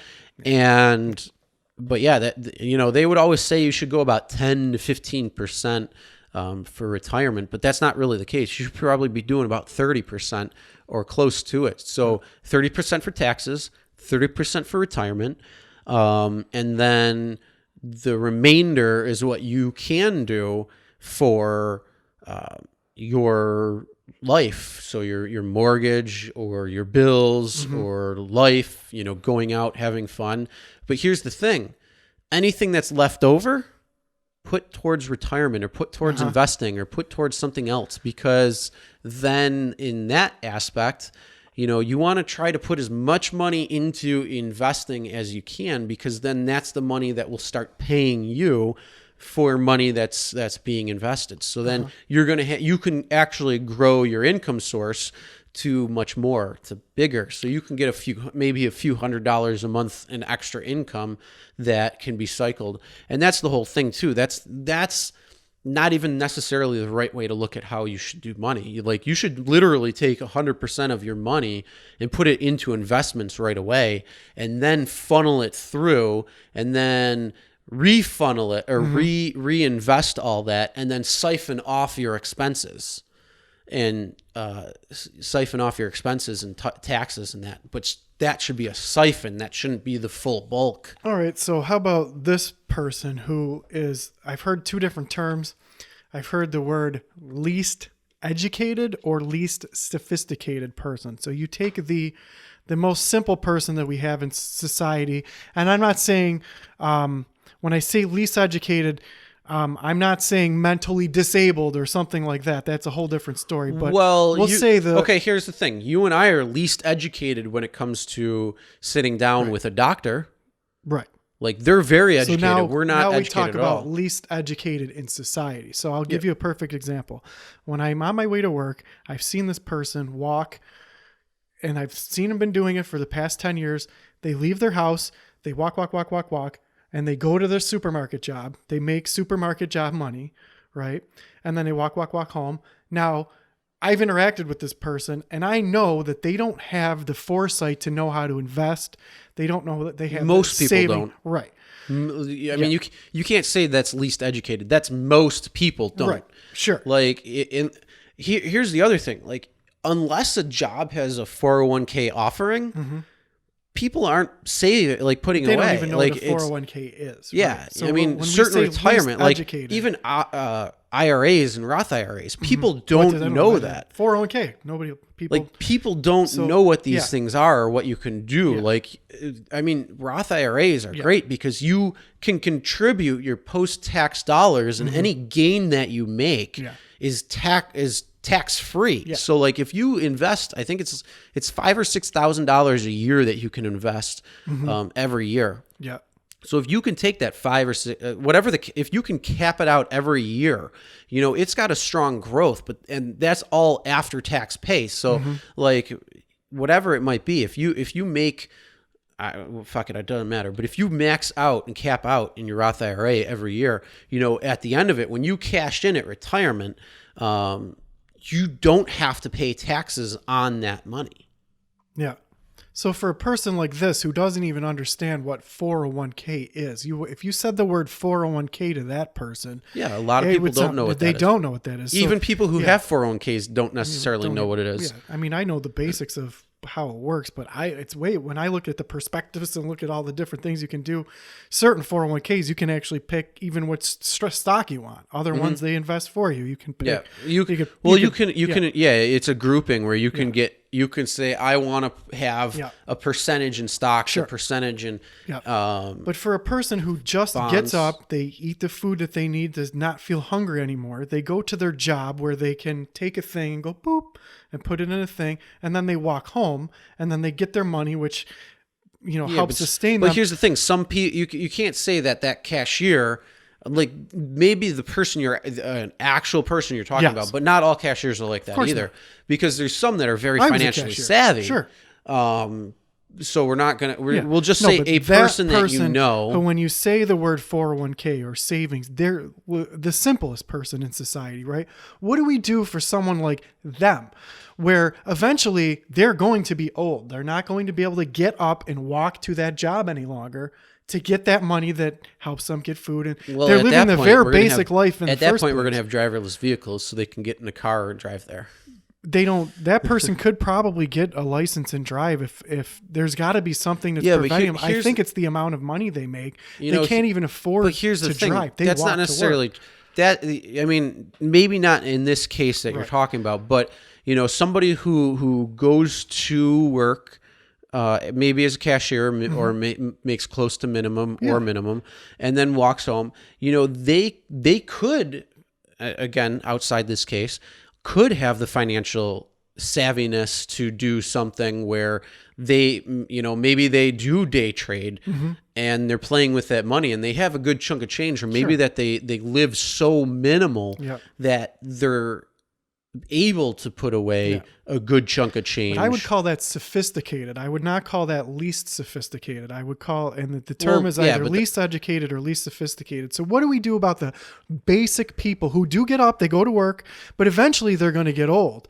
And that's what scares me. When those people are old. The thing is, you can't say least, because there has to be a least. There's many people who maybe know about retirement that don't save for retirement or don't put money into a retirement. Or I'm one of them right now. I'm halfway through my life. I don't, I cashed in for a good reason, but I'm literally starting over. Yeah. But here's the thing. Is it a good reason? Well, now that I look back on it, no, I thought it was at the time, but I cashed in my 401k one time, and do I think it was a good reason or a good thing? No. But do you think that person that's who retirement went money and just made minimum wage didn't have the savvy or knowledge or even IQ to do anything other but to go to that job every single day? Do you think when they get old, they should not have a home? They should not have food? First of all, I'm not going to play the game of grouping that person into. Well, there's tons of people out there because like that. it's well beyond a person who you call least sophisticated or least educated. It's well beyond that. There's so many people out there. But here's the other thing. Even our grandparents are struggling right now, not because they're not financially savvy, but because living expenses and things are so much different today than they were. Like you could go and buy, I mean, in the 50s, you could get a house for 20 grand and have a beautiful house. You could get a new house. You could get a car for like $1,200. I think cars were expensive relatively. No, they were like $1,200 when in you the 50s. compare and then, the power of a dollar. yeah, it was so much different. And then, I mean, obviously your income was different, but your, if you compare the 50s to today, people were making grossly more income at that point where they're able to pay for, one, education was much lower. So college was extremely low. You had a lot of tradespeople at this point going for trade schools, which was, it's the great way to go. I think like electricians today are like so much old, like the median age is very old. Like the median age for electricians are like close to retirement age. Yeah. Well, I tried to look up going to electrician school. You would think why is it more important to go to college than electrician school? It's not. Yeah. I mean, That's what the problem is. It's not. If you became a licensed electrician in a few years, you could be making 60, 70 grand with Chris, zero you've debt. got to go get your 4-year degree No, at college and fuck be that. $150,000 in debt. Fuck that. In fact, if you don't want to go to school, it's funny because I'll actually have conversations with people who are in school and they're like, oh, but the waiting list to be an electrician, you got to wait at least 5 years to go to that. Or you can move far away and go to a technical. So they got one upstate, but not around here. It's crazy. They got a lot of problems. We don't have the technical schools that we need, and there's such a push and emphasis towards college and not towards trades. well, yeah. And I think they're going to the problem with that is they fucked up because now there's a lot of people who are going to be retiring that, guess what, are going to be needing of jobs instead of a sexual wellness college degree Yeah. or lesbian dance theory college that's the best degree. one. Like, really, you don't need that. That's not even a real major. Yes, it is. It's an important integral part of our education system. Okay, so there's a person that I met who they don't work in the field that they've studied in because their study was like feminist something or other. I don't even remember what the fuck it was. And she doesn't, I mean, like when she said that, I literally wanted to cut her off and be like, what do you actually expect to get a job in doing that? Okay, how about degree? philosophy? What can you do with philosophy other than be a philosophy teacher? Nothing. You can get a job at a college being a philosophy That's it. teacher. That's it, though. Like, but why does that exist? Now, I'm glad that I took can philosophy. understand. See, here's the thing. I can understand and respect the philosophy I do too. nature because it asks or it makes you question things. I think it should be in school a lot earlier. Why do you have to That's take philosophy fine. in college? Why don't they teach it in school? Well, so many things. first of all, college should not be like I don't need to take a well-rounded bullshit in college. Like, go fuck off. Yeah. I did that in every grade in school Those beforehand. teachers need jobs. They need jobs. Then guess what? They need can be your high money. school teachers. Yeah, they need your money for their jobs. Because I don't need to be well-rounded in college. What is I that wanted my degree. Give me my fucking degree. Uh-huh. And give me seriously, the first 2 years of college is high school's 13th and 14th grade. Yeah, really. Because it's well-rounded. But the final 2 years, finally, you're starting to get into things that you need for. But here's the best part.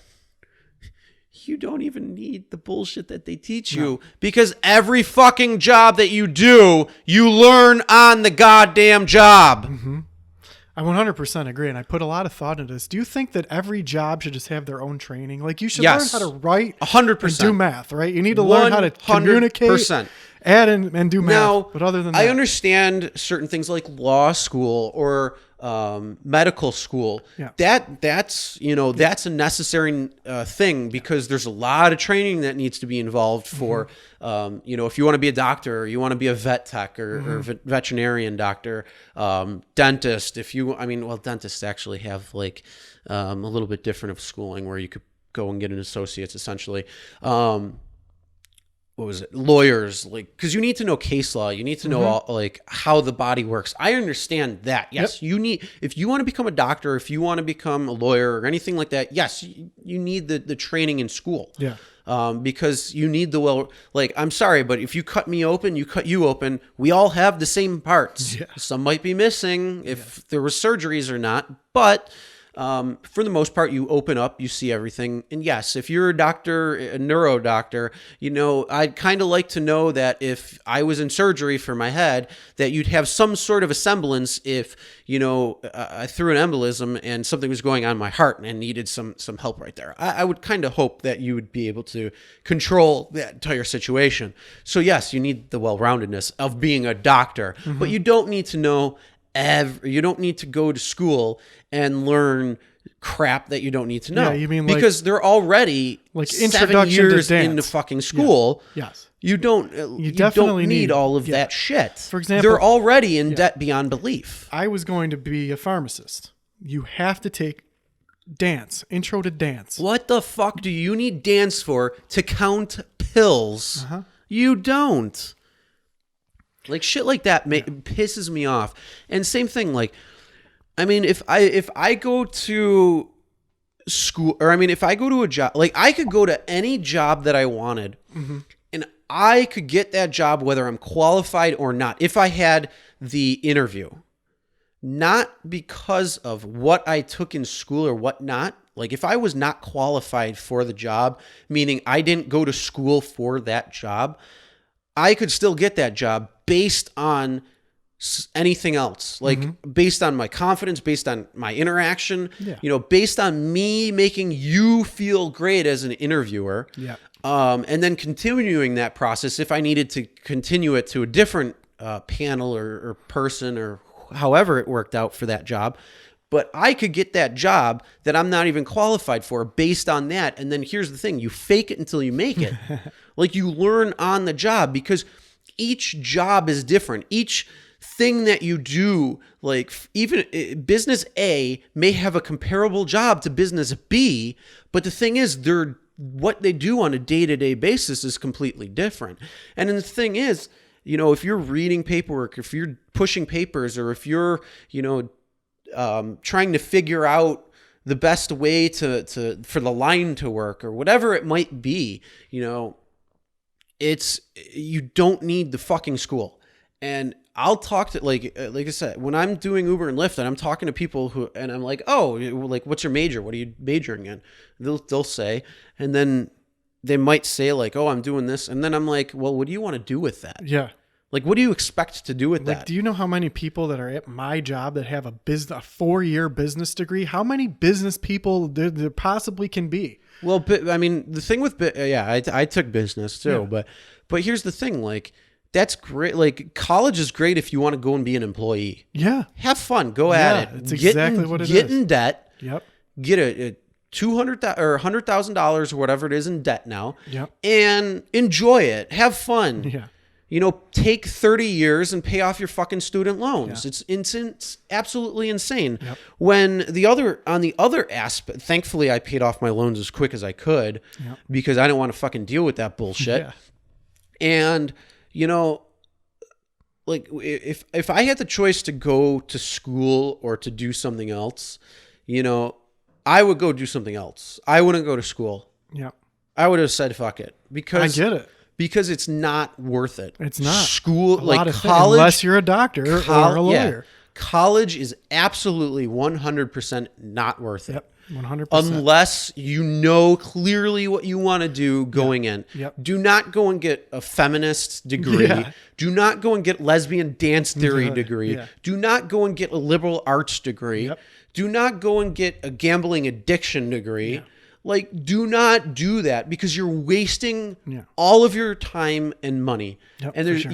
you could go to a trade school where you're actually going to learn a real trade where there's a necessity for it. Mm-hmm. And sure, it's not the most glam job, but guess what? You're going to get paid. Oh, for sure. You're going to get paid a good chunk of change. Yep. Electricians make what, 60 They make 60,000 upwards of $100,000. 60,000 a year within a few years. Sure.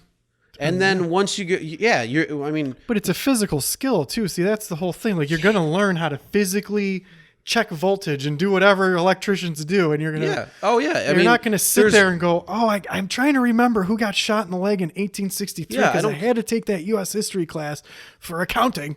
It doesn't make any sense. Yeah, it's fucking retarded. Yep. So stupid. Yeah, we have a huge problem. There's so many problems, And but just The many things. the thing is, college has become such a scam Yeah, that there's no other word for it. oh my god, yeah, college has become such a scam for so many reasons. First, books. Yeah, It's insane how much a freaking book costs that you barely use. Here's the best part. When I went to college, I think I bought 2 books. Out of all 4 years of college, I bought 2 books and that was it. Now, how about nowadays where you get just an online code for the online book and you can only use that Oh, for 3? You don't and even here- get to own that material. Here's the best part. But not only that, you still have to pay full fucking price for it. yeah, it's like it's a disgusting. CD. Yeah. That's so mass produced at this point. It's it literally costs you absolutely nothing to have that information. Even to adjust it and to reprogram the code. It's all done online at this point now. So you don't even have the book. You don't even have it Right. printed out. You don't have the CD form. So I can be like, oh, the 13th revised edition. Oh, I changed a changed couple a words. little Now words. it's 14th Yeah, revised and you edition. have to get this new And version. because I changed it. It still costs you $88. But not only can you not, now you don't even get And you a can't even physical sell it copy back. of it. Yeah, and you don't get a physical For copy of it. $3.42. But you don't even get a physical copy of it. And now, so even this entire education that they keep pushing is so important for you. I couldn't even go back and look something up in that book because I don't have that book. And then But the I'm best, just expected and to then be able to remember here's with my the best computer part. brain. For you to graduate, you need this class and you need this class as well. Yeah. But here's the kicker: we only offer it in the spring semester at the same time on the same days. Yeah. Yep. That's exactly right. And you can't take it because it's a 400 level class. Yep. You have to take it your senior year. How do you expect to be able to take Class A and Class B to get your degree when it's offered at the same time, Yep. on the same days as each other? And you can only take it that year. So then if you're your a final year. person who works and you have to work to support yourself and you have a full-time job, but that class is only offered when you're working, what are you supposed to do? It's impossible. Well, that's probably going to be a little bit of a different scenario because if you're full-time working and going to school, most of the time your job is going to be pretty lenient when it comes to how your school schedule is. And if they're not, No, you if they're definitely not got to get a new job. if they're not paying you well enough, get the fuck out of that job and go find a new job. But you don't have an education, so you got to have that job. That's not- what the yeah, problem and no, is. that's the whole There's thing. so That's many not, variables. That's not true. Like I said, I could be underqualified for a job. If I had that interview, though, I bet I could get the job. Well, I believe in you too. But we And have that- a huge but it- problem. Oh We God, definitely yeah, have a huge and problem. that's the issue. Like, it's insane. But yeah, like I said, if you want to become an employee and you want to fall in line, go to school, get in debt, have fun, enjoy. But here's the thing: the people who don't go to school, they're the ones who are thinking outside the box. They're the ones who are starting businesses. They're the ones who are thriving. Those are the ones. And I mean, not everybody's going to be a Zuckerberg. Not everybody's going to be a Bill Gates or a Steve Jobs or anything like that. So, like, yeah, if you're in Harvard Law because you're going for a lawyer or something like that, go become a lawyer and enjoy. You know, you're doing a service that most people need.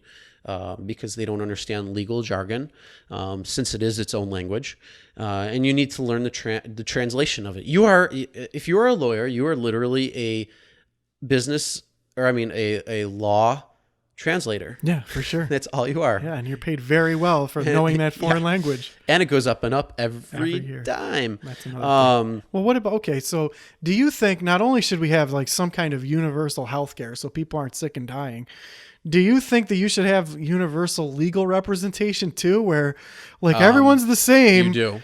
Well, really though? Really?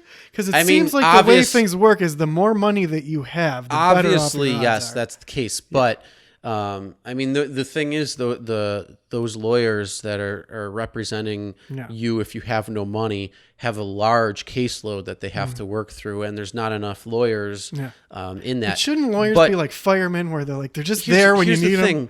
You know what? Here's the thing. Maybe if they have maybe you need to do an apprenticeship. Maybe the way you are a lawyer is like you need to take an apprenticeship where you are a public defender, a public servant for 10 years after you finish law school. You have to. You can continue in that field, and you can receive a stipend, like a bigger paycheck or something, but you have to represent the public sector or be in the public sector as a public defender, public domain. And then after your 10 years, then go into the private. You're able to go in the private sector. Something like that would be good, because then, all the lawyers that are coming out, you're going to get a view of the different types of law on top of what you're doing, but you'll also really be able to put your law degree to work, for people who really need it, who can't afford it. But it's also going to take the caseload or the workload off of the already stressed out public defenders and public lawyers out there. So something like that, I think, would be a good fix for it, because again, you're going to have all those lawyers for Well, you don't think it could be somewhere like firemen, where they're just there when you need them? Like, why did you being able to afford a lawyer affect the outcome of whether you're guilty or not, or your crime? Why does the amount of money that you have? In a lot of cases, that's not just crime, though. I mean, there can be like family disputes. There could be. I mean, there's a lot of different things when it comes to So to how law. come they're not like firemen, where they're just there when you need them, and it doesn't matter how much money you have? All that matters is the facts. Well, that's what I'm saying, though, is that the reason why when you pay for a lawyer, because they have less workload, where they can put more energy into your case. So they can find things that a public defender who has a lot less time to work on your case, because their workload is so much, they don't have that same ability to be able to do that. That's why, like I said, if you have 10 years from the moment you get your law degree, or when you enter that field. So like if you go and get your law degree, once you start practicing law, it has to be in the public domain for 10 years. That's a really good idea. That way, then again, you're going to have lawyers that are coming out that are going to have better workloads, because there's a lot of people who are in the public domain. So now, instead of a public lawyer having 60 cases, maybe they bring it down to 20 cases where they're able to give that much more, those 20 cases, much more attention that's needed, because there could be certain details within that case itself that could be overlooked on a lawyer who doesn't have that ability. So again, I mean, that to me, I think would be something 10 years, would work. because also that means that you couldn't pay to get yourself out of trouble, right? So it doesn't matter. Like you could pick, if you're not happy with your lawyer that you're assigned or whatever, you could get a different one. Yeah. But generally, everyone gets the same representation. It doesn't matter if you're rich or poor. Yeah. That's a great idea. And when I had a public, I didn't have a public lawyer, but the public lawyer I was working with for something, for somebody that I knew, they were actually pretty good. Oh, sure. It wasn't just like, some of it was public work, Yeah. and other But was private doing work. the But 10 years where it's like criminal cases, we're talking about major things that affect people's lives of guilty or verdicts where oh yeah, where the I mean, difference is if you're poor, you're more likely to go to jail than if you're rich. That should be eliminated completely. yeah, And that's like I like said, that's the firemen whole for thing. lawyers. Like, if we extended it to where lawyers were getting paid, X amount of, and here's the other thing. Like, I mean, law school is expensive. Let's not joke around. It's expensive. yeah. So maybe working in the public sector for 10 years, if you continue in the public sector for say 5 more years, maybe they'll pay the remainder of your schooling or something like that as like a stipend. When it comes to that, again, it has, what kind of society do you want? You want educated people. Make education accessible. That should be something that anyone could, you want to go be a lawyer, go be a lawyer. You don't have to worry about any bills. You want to go be a doctor, go be a doctor. You want to be an electrician, go be an electrician. Well, that's somewhere where I could just go. That's and when trade school. Again, I mean, trade school versus college is but no matter much different. what it is, when what I'm saying is from a society, if we're going to run a society and you have a chance to step back and start society over again, you say, look, we want everyone to be able to get the education that they want, and they don't have to worry about when they get out, how am I going to pay back these bills or how expensive it is. Well, someone else, I mean, the bean counters the accountants need to worry about the expenses. Entire Yeah. education overhaul needs to be Exactly. done from Yeah, the that's my whole ground point. Yeah, for floor all the way to the top sure. echelon, Yep. like all the way from Yeah, every part of it, really. kindergarten, for preschool, all the way to the finest Ivy League school. Yeah, and it's never going to be needs to be perfect, but we overhauled. can do. I think we can do way better. In fact, we could do way better in every part of society, right? I mean, we could do better in a lot of things, yes. For sure. But The basics. I mean, medical coverage, we are education. overall, we are pretty good though. Yeah. But I Well, mean, we don't have there's to a worry lot about of food. improvement. Yeah. We're Well, pretty good with food. we have a 3-day veil. Yeah, but that's better So- than I'm going to starve through the winter than it used to be. Yeah, I mean, we actually only have 3 days of food. Oh, So if the for food sure. supply stopped, it's 3 days and I we're done. remember when there were storms and people raided the supermarkets, and literally in a day everything's gone. You're right, but that food is there. So right now I know that I can go to the supermarket and get some food, and if I'm extremely poor, I could give me some change to get. Someone's going to get you some food. We're not going through famine where we're starving to death, which is good. Yeah. But also our education system. I mean, although there are supports there are a lot of people though. You can't say that because there are a lot of people who are starving. hungry Yeah, for in sure. our country. There are. And it's definitely something that needs to be addressed. But But we're doing better. than ever education is a major, especially college. Like I don't need to learn any of the fucking bullshit that you taught, For like sure. any of the bullshit. For sure. I mean, I again, like I said, I could have not gone to school, gotten a job. And actually, funny story. I do know somebody who did not get a college education, and I can't remember if he went to college or not. And I don't want to misspeak. I don't know if he went to college and dropped out, or if he didn't go to college at all. But it doesn't matter. Anyway, he didn't have a degree. And he still was a very high up exec in a bank, making a few $100,000 a year. Yeah. And it's not because of the education that he lacked that got him the job, or that didn't. I mean, he got the job, so it's not like it stood in the way. He went at one job and he was good at it.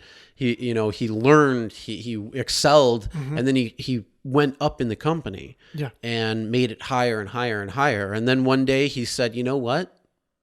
I'm leaving," and he's in a different business entirely that it pays him a whole different way. I mean, he's in.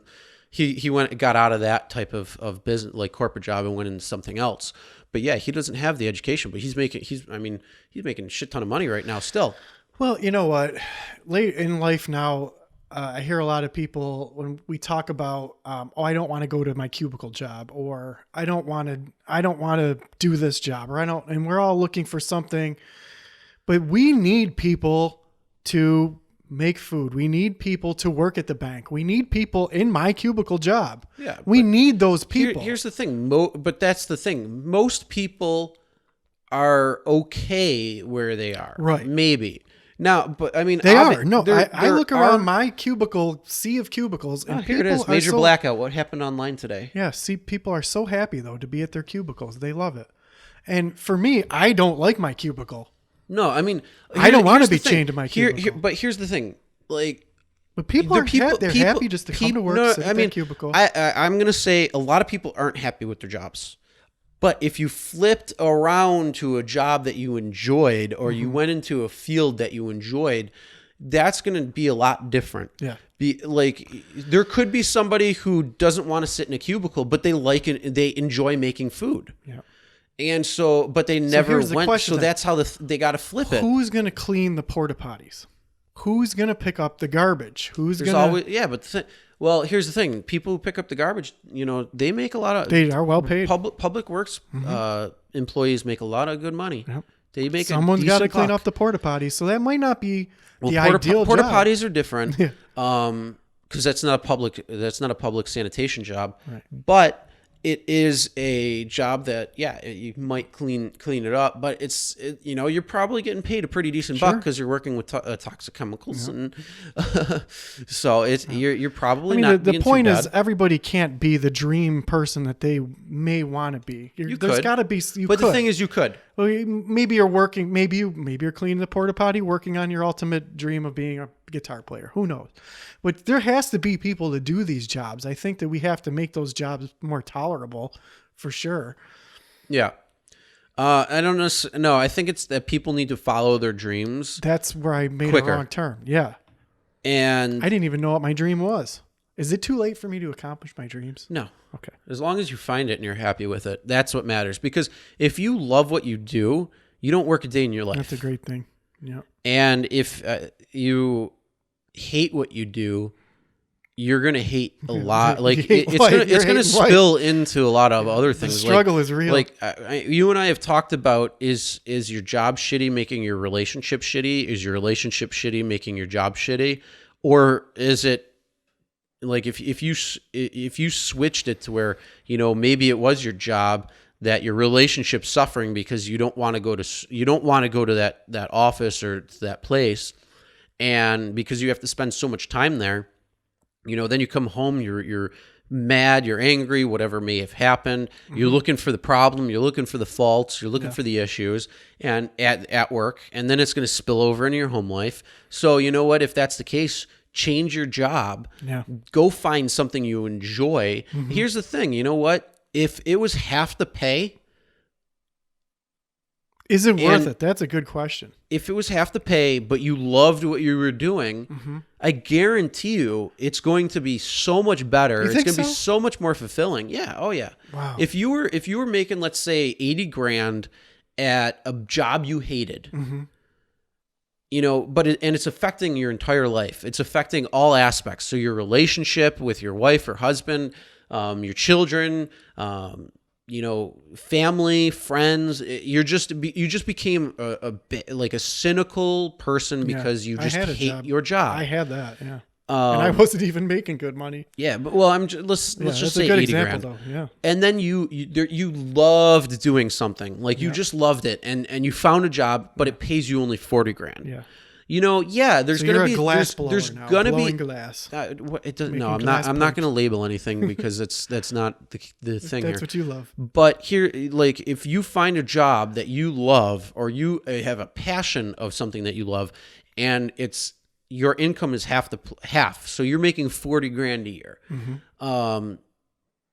You're going to be much happier overall because now you're enjoying going to work. You like it. You love the job you're at, which is going to, and again, if your job that you hated is spilling over into your life outside of your job, the job you love is going to transition everything in your life that you hate, were lacking in before. So your relationship will get better. Your family life will get better. Your kids, or your relationship with your kids will get better. Everything will feel better because you're more excited and more happy to go to work. Even though you might be taking half the pay, okay, well, you know what? Get a smaller, cozier home.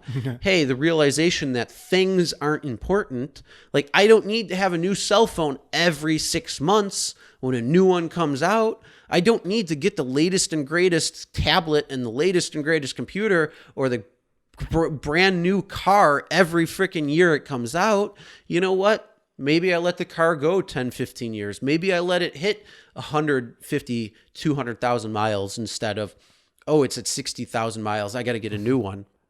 You know, maybe I run the computer a little bit differently and take a little bit more care of it. Maybe my phone, same thing.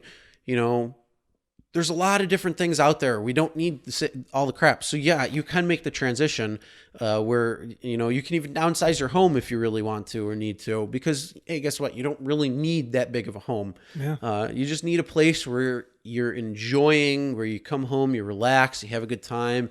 You know, it's a home. Yeah. That's what it needs to be. It needs to be a home, not house, a home. Yeah. You know, it's got to be warm, inviting, welcoming, stress-free. Well, I mean, if you got kids, it's going to be probably pretty stressful, but Yeah. it's going to be a good type of stress. Yeah. But yeah, I mean, like, that's the whole thing. Like, but people get miserably comfortable or comfortably miserable, however you want to say it. So they're not happy where they are, but they're comfortable in that perspective instead of taking a chance. And that's the other thing. Like, I don't understand why people don't take chances. I Well, mean, the unknown is scary. I It is. completely Oh, get it that. is. I'm Yeah, the unknown- stifled by everything. the unknown is absolutely scary. Yeah, but that's- here's the thing: the unknown is where growth happens. Sure. So But if you don't know if that- you if you expand your comfort zone, Mm-hmm. so if you learn to get uncomfortable, your income will grow. So like, okay, I started a YouTube channel, Real Rideshare Stories. You talked about it when I went to the bathroom because that's your normal segue. That's what I do every time. Yeah, so I started that channel. I don't have I have zero editing experience. I have zero filming experience. I have zero acting experience.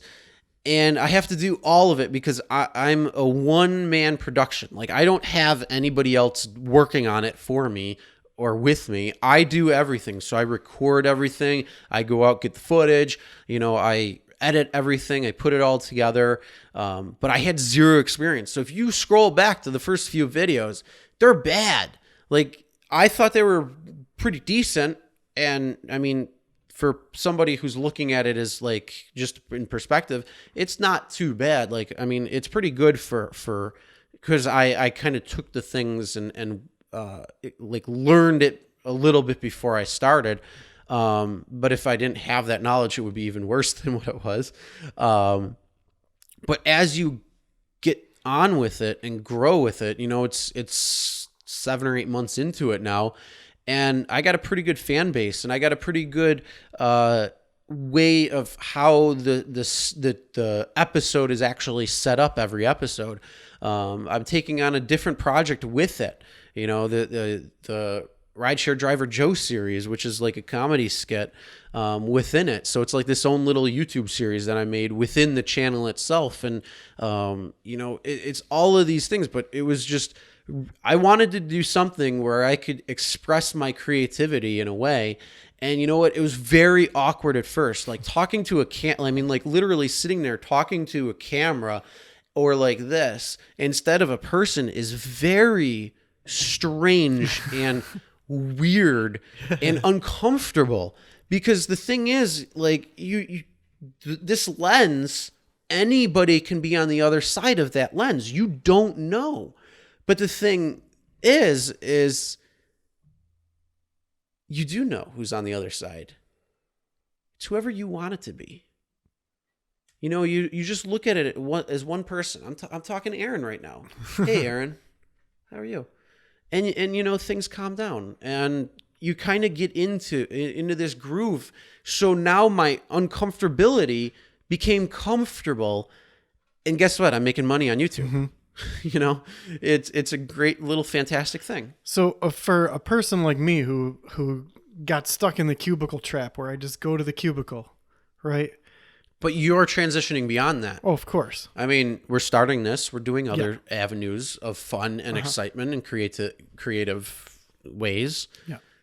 So, I mean, you're finding what you want. Yeah. You get so caught up in life. I got caught up in the cubicle trap of just listening to everyone else, and you get pigeonholed and squeezed and guided into, you know, your little station in life, and that's what happened to me until I realized, and mostly it was because I limited myself and I didn't understand what I wanted, what the possibilities of life are and could be, that the world is, I knew the world was a big place because I did have the fortune of traveling and moving out on my own and being out there, which is a benefit because I do know a lot of people who've only lived in this small little tiny bubble, and they do have a much smaller worldview than I do. But I also don't have. You have a very small world view though, altogether. For sure, because compared to somebody like myself who travels even more. Yeah, all the time, right? So like, I mean, I've lived other places and I've traveled, and I think once you live in another place for over a couple years,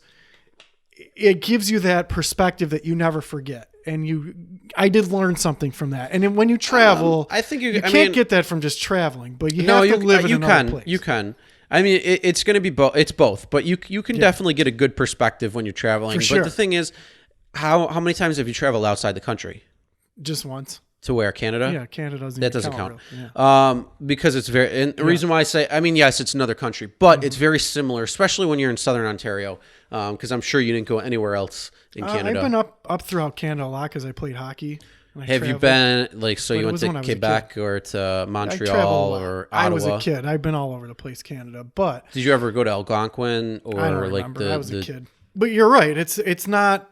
You know what, though, to someone who's been in Western New York your whole life, if you travel to, let's say, the Southern Ontario. No, if you travel to even to southern states, it's a foreign country to you. It really is. In fact, a friend of mine just went to Florida and came back and goes, she really thought she was in a foreign country because the culture's different. I mean, that aspect it's different. Right. But if you go out, see, here's the thing. You're once you go outside the country, that's, say, even the Caribbean, when you're going out into the Caribbean, I couldn't imagine. You see life much differently than even Florida. Yep. Like down Caribbean life is amazing. Yeah. I mean, yes, they got a lot of hardship that they got to go through. Some people do. You know, the poor there, the difference in that is pretty substantial and shows. But you know, it's a whole different life where they're very happy. They enjoy. You know, things are slow. Things are calm. It's not so uppity Annie like New York. No, we live a fast-paced life for sure. It's fast, but if you go to New York City, it's even faster. Yeah. And I mean, big cities themselves, you got to move a little bit faster. Yeah, way faster. Especially New York. New York is like you're literally a rat race. Whoever gets there first is the getting the cheese. Yeah. But yeah, you go to the Caribbean. First of all, it's tropical. It's gorgeous. Yeah. It's limited on many things because you're in islands. Mm-hmm. But I mean, even if you went to other areas, like if you go to Europe, certain countries in Europe, or just Western Europe and Eastern Europe are completely different areas. Mm-hmm. You know, if even Middle East is a whole different, like anywhere you go, it's a different area, but you see people so differently. But the thing is, when you interact with these people, you realize everybody really just kind of wants the same thing. And what they may have been taught through school or whatever it is, or like parental or, you know, political background belief or whatever it might be, everybody may have their certain biases or certain prejudices or certain issues or whatever it was, due to like a false narrative or a narrative in general. That, I mean, like the easiest example is, say, North Korea. You know, North Korea is taught U.S. is the aggressor, the U.S. is bad, but if you were talking to a North Korean in North Korea, they would tell you, they would still show you respect, but you would also, if you could break past that narrative and that lining and break into the person that they are, or what, you know, they're looking for the same thing. They want to live their life happy, peacefully, where they're able to break through. They're able to you know. There's a lot of similarity. Like, our world is big, but it's very small. You know, we all want the same things. We have a lot of similarities, and I think once people realize that, it makes the world the smaller place. But then when you look, I mean, again, like I said, you can go and see some very financial hardships. You see kids who are like skin and bones, and it turns your stomach. See, I don't have experience with that, and I Yeah, can't, and I know that exists in the world. And you see, but that's the thing. You see that, Yeah, I couldn't- and you humble up immediately. No kidding. Like, if you're sticking in in a few square miles of the same area for your entire life, you're not living. You're living in a fake world, because this is your world, is a few square miles. Yeah. There are lots of people. And there's a lot of people who do that, yes, whether it's by choice or by just don't know non-ability. Yeah. And what I mean is that they don't have the ability to travel. Sure. Or they think that they don't have the ability to travel. Or just But don't yeah, even think about it. when you live in this little tiny bubble, you don't understand the world around you, the real world. Yeah. You see what's on the news and you believe it. Yep. Like, the crazy thing is, once you start seeing the world and you see what it really is, and you see the extreme poverty or the extreme, relaxation, or the whatever it is, you see the different lifestyle of a different area. You grow as a person, you humble as a person, and your perspective opens up. But then you also look at the news that's being taught, or not taught, but told, and you realize it's all bullshit. Yeah. It's a bullshit scheme that they're trying to get a narrative. For sure. And it's controlling the flow of information. So it's essentially brainwashing you into thinking that these things are happening, when in fact that's not really the case. And it's funny because I think CNN is not it's not considered a news channel anymore. I think most of them are now considered They're all entertainment channels. Yeah, for sure. But the thing is, they don't say that, so everybody still treats it as news, and they think that they're and it's like this bullshit thing that they're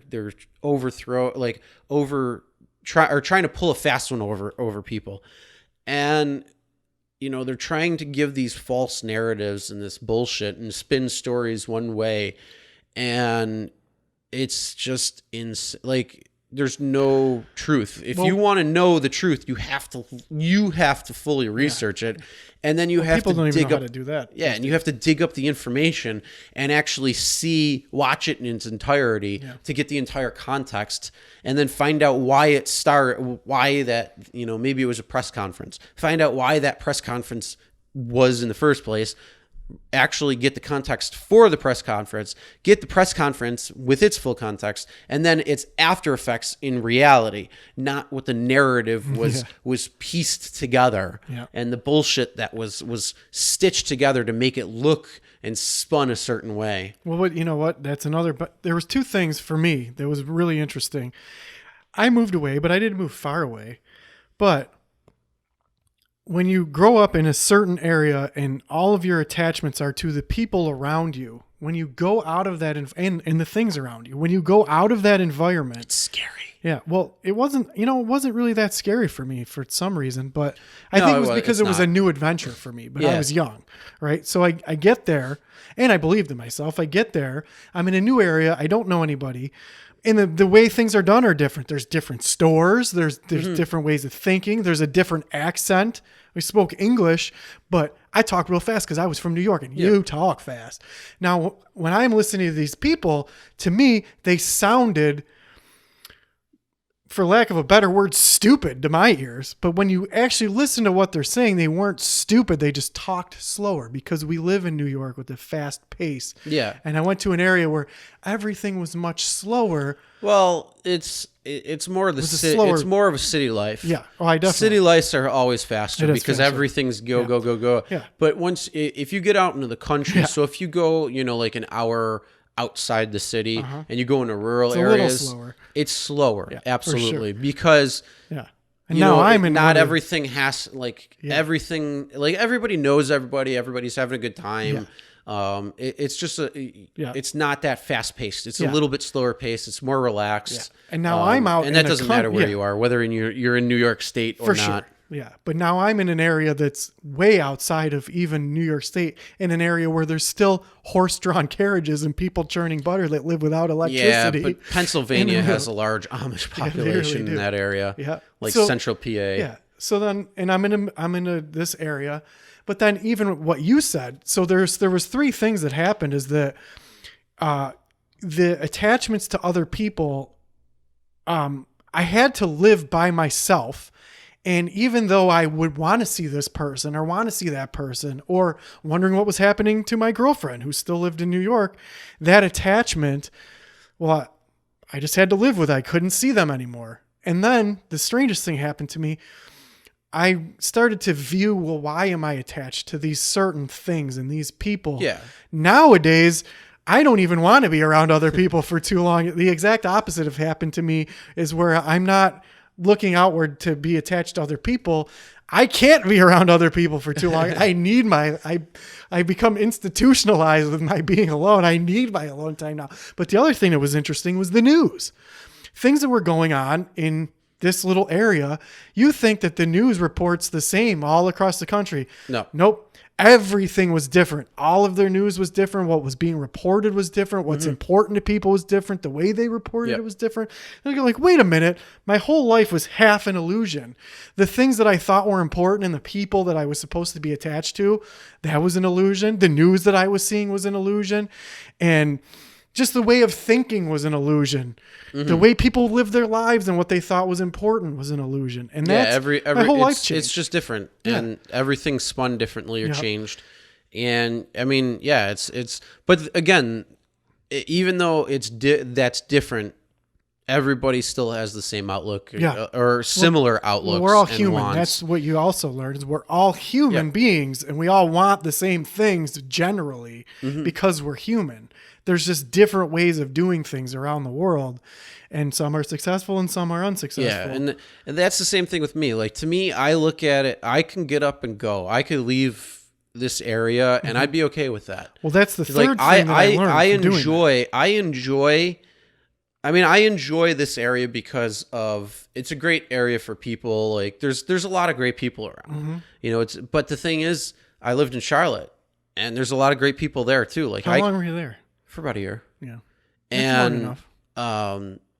it was, I mean, you could go anywhere and just start talking to people and strike up conversations. And, some people you might become friends with, some people you might not. Sure. But yeah, I mean, there's quite a good amount of interaction anywhere you go. It's just going up to people and talking to them and being interested in what they got to say or their story or whatnot. And it's very easy to meet people. And, I don't have a problem with getting up and going. And some people are like, oh, but my family's here. Well, here's the thing, though. Are they living your life? Yeah. Are See, they? That's the thing that I kept thinking. Are they? I mean, and is that the real reason why you're holding back? Like, I mean, today you can get on and FaceTime your Yeah. family member or members and still be part of the life Yeah. and still have that thing. But honestly, I think people who use that excuse are scared to live their own life. I don't know. To me, I came back for my family, and I don't regret 1 minute of it. Well, I mean, I'm glad yeah, I was but here with them. But here's the But thing. now I'm at a point where I don't need them to. They But don't need me in their lives. I don't need. Let's to be also there. put I into can move away context. now. Hold on. Let's put in context the reason why you came Yeah. back. No, that's true. Yeah. which was a family emergency That's true. situation. Yeah, for sure. And that's, I mean, we don't have to get into it, but yeah, you're right. You came back for a family That's- for a reason Yes, and an that's- emergency. yep. That's a different story That's than true. coming back. Yeah, that's a good point. But it did teach me. It teach me one thing, that I know that I could literally I could go anywhere, Yeah. and I'm probably going to be okay. Even at this point now, again, I'm scared when I'm old, but I know that while I'm capable, relatively capable, I can move and go anywhere, and I'm going to be okay. And people are generally the same but different. But I didn't apply that to my hopes and dreams. Moving away didn't give me the confidence to chase my dreams, which is the mistake that I made. And I did come back for my family, but it didn't give me the confidence to where I'm at now. It's like, okay, I didn't even know what my hopes and dreams were because I was so caught up in worrying about this and thinking about that and supporting myself and being here for this and doing that and trying to get experiences in life that I didn't sit down and really think about, what do I want? What do I like? Where do I want to be? I never planned out anything. My life was a whirlwind up until I was about 33 years old. And That doesn't stop. Like, no, here's the thing. You're saying that, but what we're well, planning... I'm in a lot more control of my own life now. Well, true, but what we're planning is going to create more of a whirlwind. The only difference is it's going to be stuff you want to do Yeah. and stuff you look forward Yeah. to. So it again, it's that perspective. And I'm When not you afraid have, when either. you have that good perspective, Yeah. it's a much different situation than what it was when, you know, like if there's aspects that you don't like or don't appreciate or don't enjoy. See, the fear that I was in even 2 years ago, I would never approach someone and be, hey, I Oh, want to fuck, do the this. fear you Yeah. had when we first sat down with Yeah. the microphone and turned it on. Yeah. You're like, For sure. Yeah.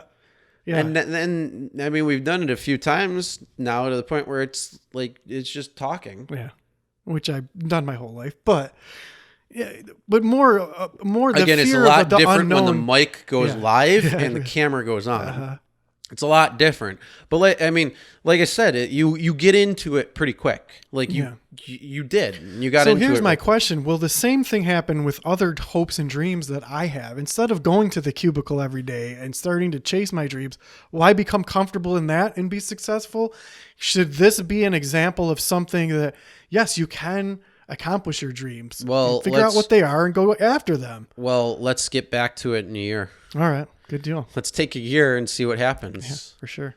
Because that's what's really going to happen. So it's the first. Well, it's June 2nd right now. So 1 year from today will be June. Well, technically June 2nd, but is there a leap year next year, 2020? So it's actually, I think it's going to be June 4th on a Sunday if we're still recording on Sundays.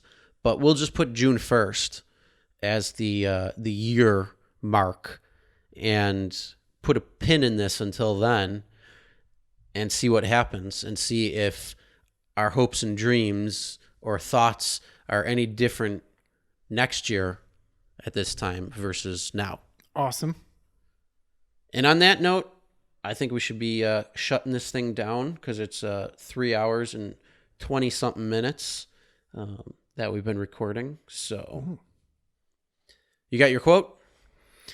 To go back to what we were saying about positivity, about being positive, putting out positivity, etc. I like this one. The soul becomes dyed with the color of its thoughts. Mm-hmm. Good one. I like it. All right. That's that. I was Aaron. You were Aaron. I yes. was Aaron this time. And I was Chris. Yep, I do a great impression of myself. And Wolfgang, I don't see him. No. It's all right. All right. Have a good night. Good night.